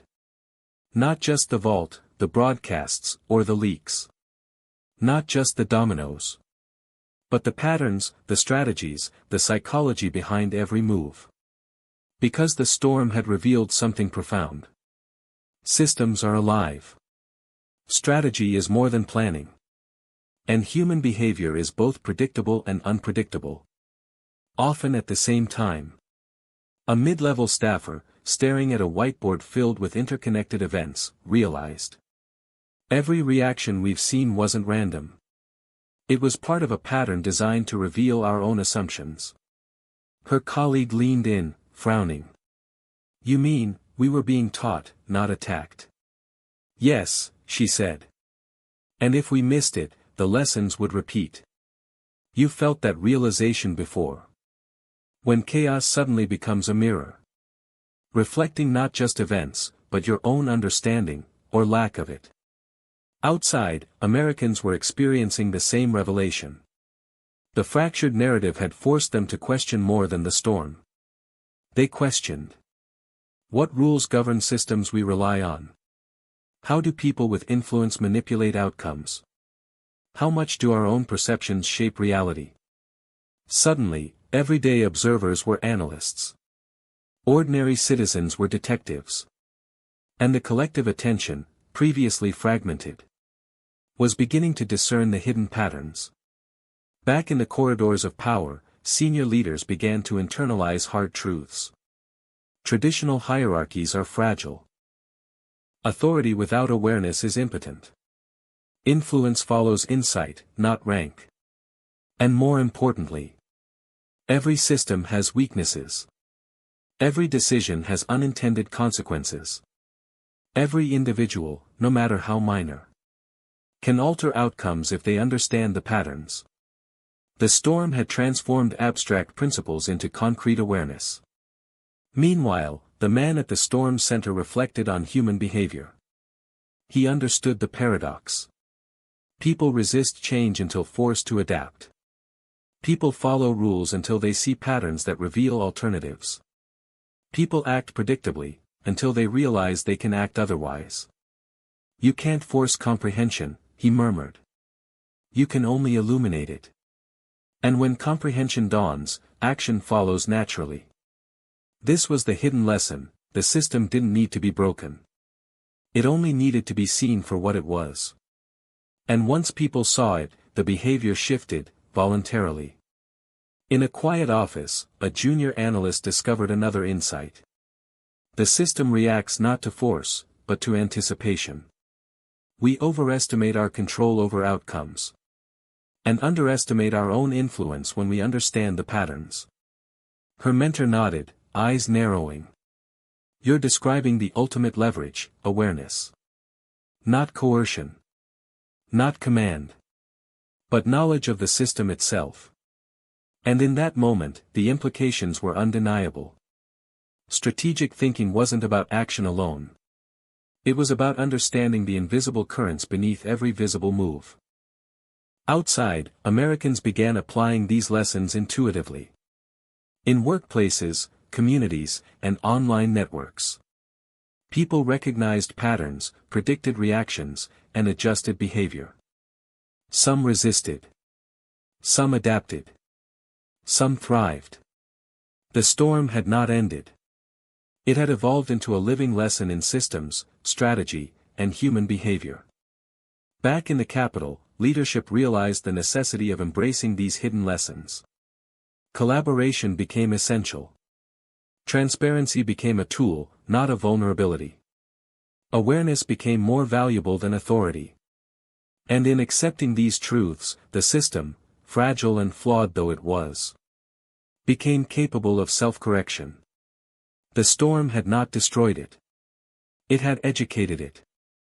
The man at the center of the storm observed quietly as these lessons unfolded across Washington.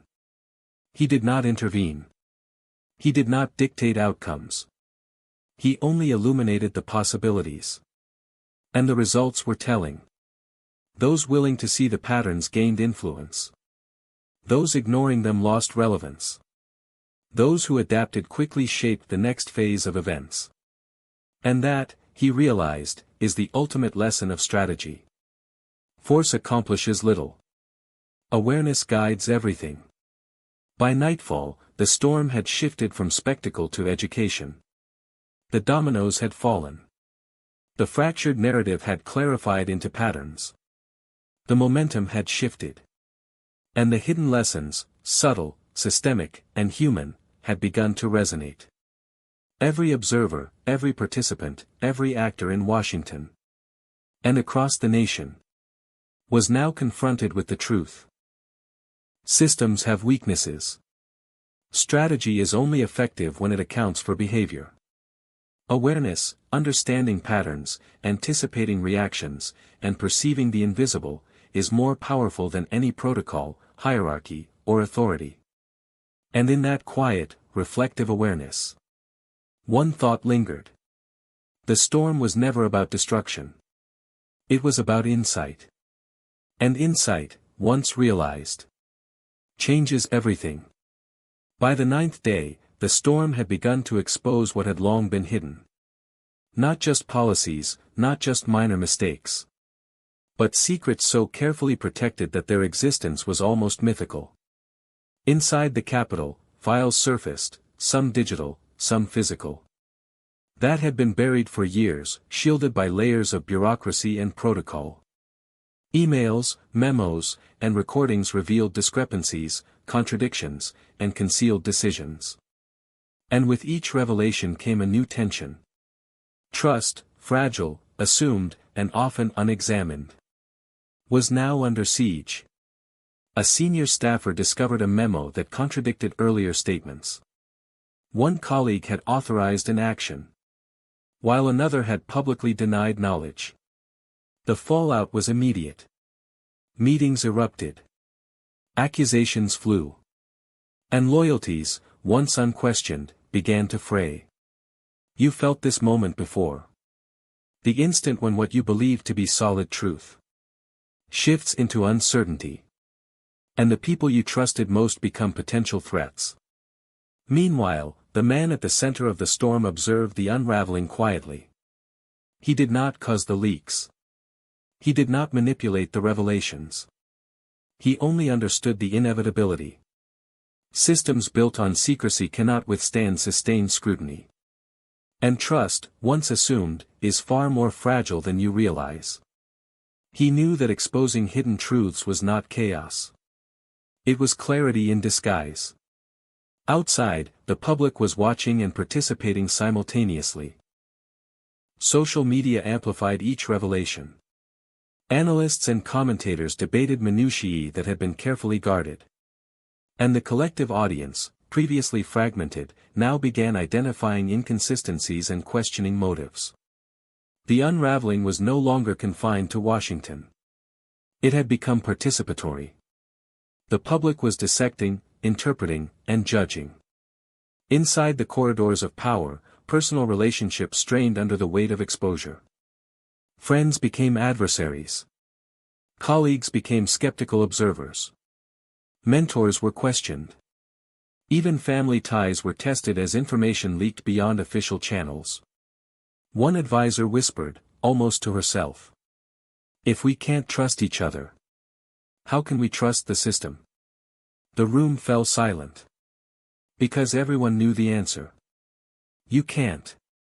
Trust must be earned. Every day. And once shaken, it may never return. Meanwhile, the dominoes of accountability continued to fall. Senior officials faced investigations. Mid-level managers were reassigned. Whistleblowers found themselves at the center of scrutiny and vindication simultaneously.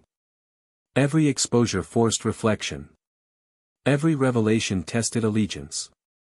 And every secret uncovered reminded everyone of a central truth.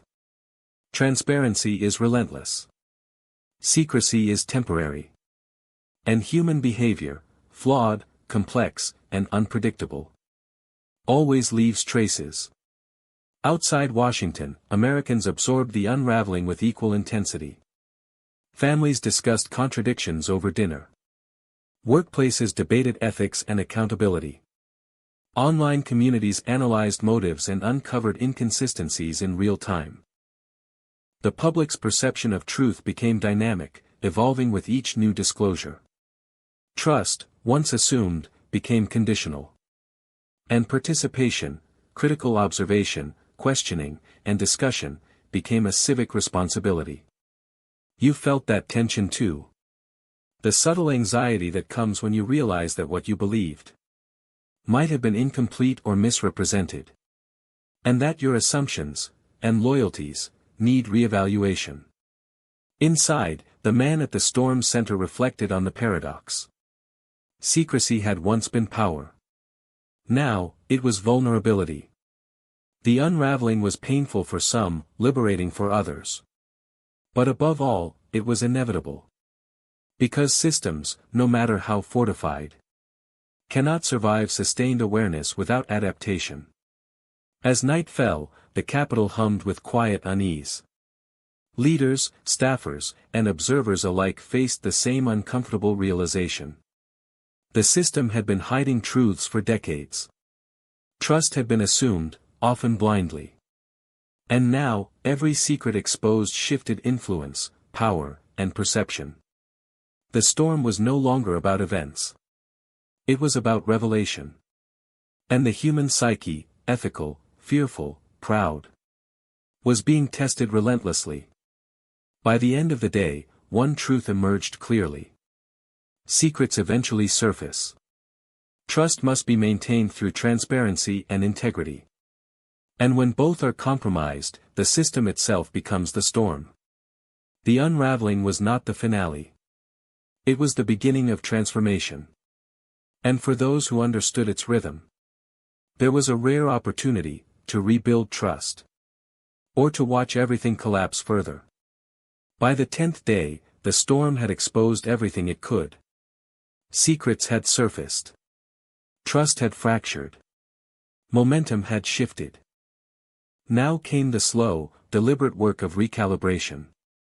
Not of walls, not of procedures, but of power, morality, and alignment within a system suddenly laid bare.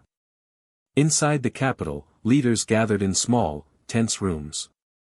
Decisions that had once relied on hierarchy were now being questioned by junior staffers. Advice that had once been unquestioned now faced scrutiny from multiple directions. And alliances, previously assumed stable, were re-evaluated in the light of newfound awareness. One senior official noted aloud, "Everything we thought we understood about influence is obsolete." A junior analyst leaned forward, eyes steady. "It's not obsolete," she replied. "It's evolving. And if we understand the new dynamics, we can navigate them, or even lead them." The room fell silent. Because she had articulated the essential paradox. Power without moral clarity and strategic insight is fragile. Strategy without awareness is meaningless. Meanwhile, the man at the center of the storm observed the recalibration with quiet calculation. He understood that power is neither static nor absolute. It is relational, contingent, and constantly redefined by awareness and perception. He whispered to himself. Those who recognize the shifts first gain leverage. Those who act with moral clarity endure. Those who cling to old hierarchies, falter. Outside the corridors of power, the public also began to recalibrate. Americans, long accustomed to accepting filtered narratives, were now questioning assumptions, analyzing patterns, and anticipating outcomes. Trust became conditional. Influence became distributed. And ordinary citizens, previously passive observers, began to shape perception itself.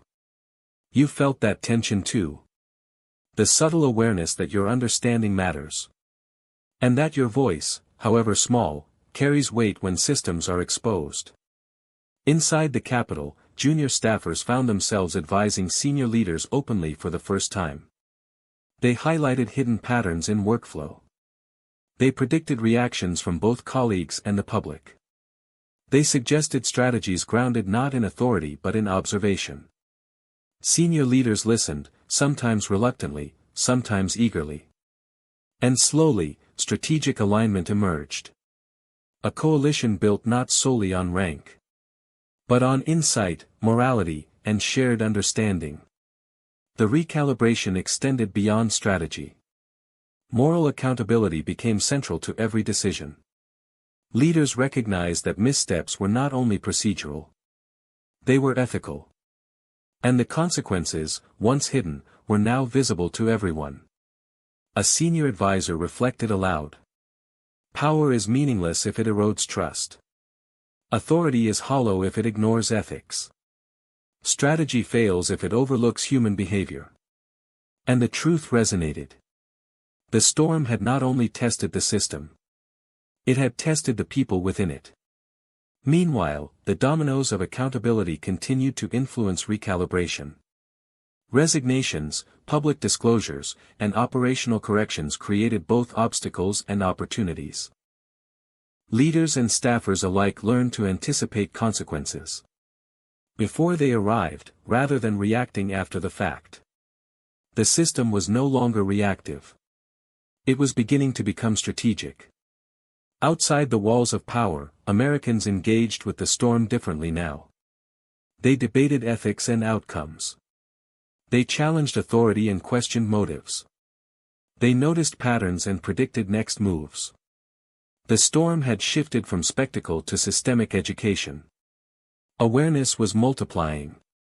And the alignment of power, morality, and strategy could no longer be dictated from a single office or voice. Back in Washington, the man at the storm center reflected on the human dimension of recalibration. Courage mattered. Judgment mattered. Observation mattered. The storm had illuminated weaknesses. It had tested morality. And it had revealed that strategic alignment, the combination of insight, ethics, and action, was the only way to navigate a system now exposed in plain sight. He murmured. Those who embrace clarity, act with integrity, and understand patterns will not just survive. They will shape the next phase of events. By nightfall, the Capitol and the nation were in a state of cautious equilibrium. Power had shifted. Morality had been tested. Strategic alignment was emerging, fragile but undeniable. And for those who understood the lessons, one realization crystallized. Chaos reveals truth. Awareness enables leverage. Ethical clarity guides influence. And alignment, of power, morality, and strategy, determines who endures. The storm was no longer just a sequence of events. It was a lesson in human behavior, systems, and consequences. And the next move, deliberate, aware, and ethically grounded, would define the future. By the 11th day, the capital and the nation approached a pivotal moment. The storm, once raw chaos, had transformed into a crucible of decisions. Every choice, every hesitation, every alignment carried consequences that could not be undone. Inside the corridors of power, the atmosphere was taut. Junior staffers now had influence disproportionate to their tenure. Senior leaders faced moral and strategic scrutiny like never before. And the public, attuned to patterns and inconsistencies, anticipated outcomes that could shift perception instantly.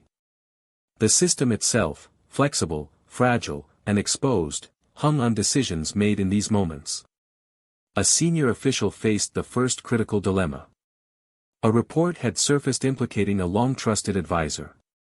Publishing it would preserve transparency but risk internal chaos. Suppressing it would maintain order but compromise integrity. The debate was heated. The room fractured along lines of loyalty, ethics, and risk appetite. Voices rose and fell. Arguments collided. Finally, a quiet voice cut through the noise. We can no longer protect comfort over truth. The moment for integrity is now. The decision was made. And with it, the first irreversible change rippled through the system. Outside, Americans reacted in real time. News outlets, social media feeds, and live commentary amplified every nuance. The public, now deeply engaged, evaluated not just events but the ethical calculus behind them. Reactions were immediate, diverse, and intense. It became clear, decisions once confined to internal offices now had national impact before papers were even filed. And in that impact lay the power of the tipping point. Critical choices that could define perception, influence, and systemic outcomes simultaneously. Inside the storm's epicenter, the man who had orchestrated the initial chaos observed quietly. He did not intervene. He did not dictate. He understood that the tipping point is self-actualizing. Once awareness is widespread, the system itself accelerates toward irreversible outcomes. He leaned back, noting the subtle shifts. Conversations now included predictive analysis. Decisions considered ethical, strategic, and perceptual consequences simultaneously. Influence had decentralized, flowing toward insight rather than rank. The tipping point was not a single event. It was a culmination of patterns, awareness, and choice converging. In another office, a junior analyst faced her own ethical dilemma. A confidential file offered leverage against a senior member of Congress. Sharing it could elevate her position but destabilize the recalibrated system. Holding it could preserve stability but betray the public's right to truth. Her choice mirrored the larger moment. Every actor's decisions contributed to the irreversible momentum of the storm. She realized the paradox. Action was necessary, but consequences were unpredictable. Across Washington, dominoes continued to fall. Every critical decision, small or large, triggered ripples through networks of influence. Every choice exposed latent vulnerabilities and shifted power subtly but irrevocably. The system, once assumed resilient, was now defined by the cumulative weight of human judgment. And the storm's paradox became clear. The more predictable the patterns, the more irreversible the consequences. Once people act upon them. Outside the halls of power, Americans felt the tension. Communities debated accountability. Families questioned ethics and loyalty. Social media became a collective laboratory of analysis, prediction, and judgment. The tipping point was not abstract. It was visceral. It was emotional. It was a moment of shared, irreversible awareness. Inside, the first consequences became unambiguous. A senior advisor resigned, acknowledging failure in judgment. A procedural loophole was closed permanently. Public trust, fragile but restored through transparency, shifted toward those who acted ethically. And as each domino fell, the cumulative momentum became unstoppable. The man observing the storm understood one immutable truth. The tipping point isn't the loudest moment. It isn't spectacle or chaos. It is the quiet convergence of awareness, choice, and consequence. And once reached, the trajectory cannot be reversed, only navigated with foresight. By nightfall, Washington, and the nation, had crossed the threshold. Chaos had matured into clarity. Fractured narratives had solidified into observable patterns. Dominoes had fallen, irreversible and instructive. And awareness, now widespread, had shifted the rules of influence permanently. For those paying attention, one lesson was undeniable. Moments of tipping define history. Ethical clarity, strategic insight, and pattern recognition determine who survives. And once the system moves beyond that point, there is no turning back. By the 12th day, the storm had run its course. The noise had faded. The chaos had subsided. And yet, what remained was far heavier. The subtle, systemic transformation that would define the future. Inside the Capitol, leaders reflected on the path that had brought them here. Secrets had been exposed. Trust had been tested. Momentum had shifted irreversibly. And through it all, one truth became undeniable. Systems, no matter how entrenched, are shaped as much by human behavior as by rules. A senior official, once resistant to transparency, addressed her team. We've seen what happens when accountability is delayed. We've seen the consequences of secrecy. We've seen the power of awareness and ethical choice. If we are to lead effectively now, we must embrace clarity over comfort. Integrity over convenience. Insight over hierarchy. Her words, measured and deliberate, echoed across the office. For the first time, authority felt earned, not assumed. Meanwhile, junior staffers who had once felt powerless recognized that their awareness and insight had real impact. They had participated in the storm not through formal authority, but through observation, understanding, and courage. The recalibration of power had allowed them to shape decisions. And with that influence came responsibility. And with responsibility came moral clarity. Outside, the nation processed the storm in its own way. Public debates, initially reactive and chaotic, shifted toward analysis, reflection, and forward-looking strategy. Americans were learning to recognize patterns, anticipate consequences, and demand accountability from those in positions of influence. The storm had become a lesson in collective awareness. A reminder that participation, observation, and judgment are the pillars of resilient systems. Inside Washington, systemic transformation was visible.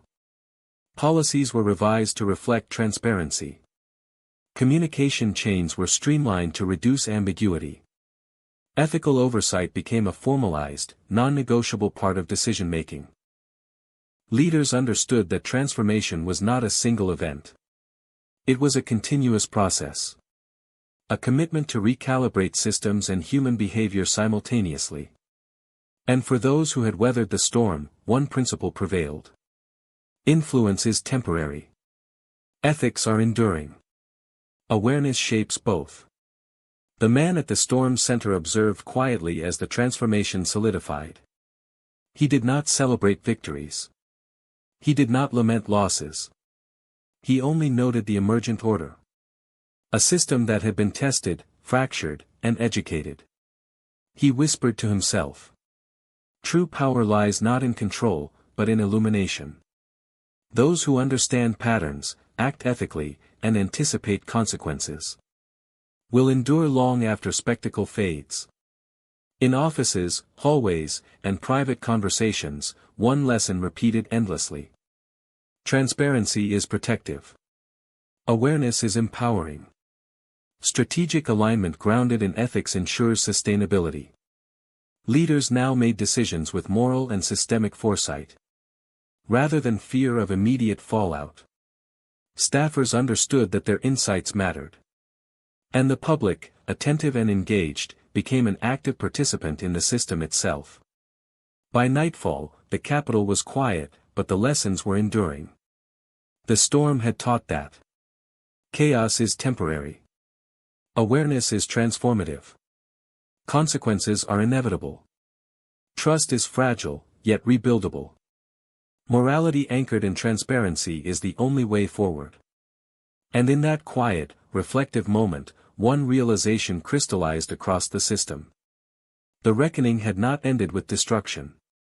It had ended with understanding. And understanding, deliberate, ethical, and systemic, would define the next chapter of power. Outside, the nation, too, felt the echo. People had witnessed the fragility of systems, the weight of ethical choice, and the necessity of engagement. Conversations, debates, and reflection now carried a new gravity. And for those willing to see, one truth was undeniable. Transformation is never given. It is earned, through awareness, courage, and moral clarity. And in that understanding, both the system and its participants were forever changed. By the 13th day, the storm had passed. The capital, the corridors of power, and the nation itself had settled into a new rhythm. The chaos that had seized attention, fractured trust, and illuminated hidden patterns, now gave way to reflection, clarity, and possibility. Inside Washington, leaders walked through quiet halls, aware that the system had been tested and transformed. Decisions were now grounded in transparency. Strategies accounted for both human behavior and systemic consequences. Ethics were no longer an afterthought but a guiding principle. And in this recalibration, a subtle, philosophical truth emerged. Power is not control. Power is responsibility. And responsibility is inseparable from awareness. A senior official, reflecting on the storm's lessons, spoke softly to her team.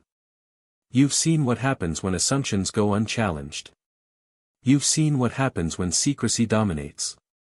You've seen the consequences of inaction. Now, our task is not to avoid storms, but to navigate them with insight, integrity, and foresight. To act with purpose, even when the path is uncertain. And to remember that the system is only as strong as the awareness within it.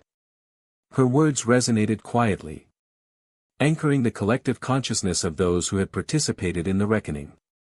Outside, Americans absorbed their own version of the lessons. They discussed accountability with nuance. They questioned authority with discernment.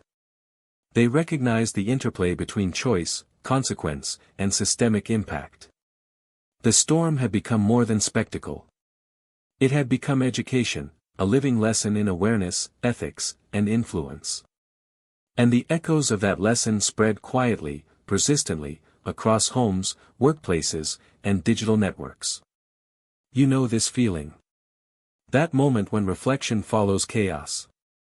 When understanding begins to crystallize. When the world, once fractured and unpredictable, feels coherent again. Even if only in fragments. Back in Washington, the man at the storm center observed the landscape one last time. He did not intervene. He did not celebrate. He only acknowledged the truth that had emerged. Systems cannot survive ignorance. Influence flows to those who perceive patterns. Ethics, awareness, and insight define resilience. He whispered almost to himself. Freedom is not inherited. It is practiced. And every moment offers the opportunity to practice it anew. Inside offices and meeting rooms, staffers reflected on their own evolution. Junior analysts understood the weight of observation and insight. Senior leaders recognized the fragility of authority untethered from morality. Advisors acknowledged that collaboration, transparency, and foresight were now indispensable. The storm had tested every facet of the system. And in surviving it, the participants had learned to navigate a new reality. One where awareness and ethics, not rank or spectacle, guided influence. Outside, the public recognized the broader implications. Systems are alive. Awareness is essential. Participation shapes outcomes. The lessons of the storm were subtle but enduring. They were not delivered in headlines or viral clips, but in quiet, persistent awareness of patterns, consequences, and human behavior. And for those who understood, one philosophical truth became undeniable. Transformation is continuous. Understanding is never complete. And the choice to act ethically, thoughtfully, and with awareness is the only way to navigate the storms that are inevitable in any system. By nightfall, a calm settled over the capital and the nation. The storm had revealed fragility. It had tested morality. It had illuminated patterns invisible before. And yet, from the turbulence arose clarity. Awareness had redistributed influence. Ethics had guided action. Insight had stabilized the system. And as city lights glimmered across streets and avenues, one final reflection resonated across Washington and beyond. So when your moment comes, what will you choose to become? The storm had ended. But its lessons, subtle, systemic, and deeply human, would echo for generations. And maybe, this is where everything begins again.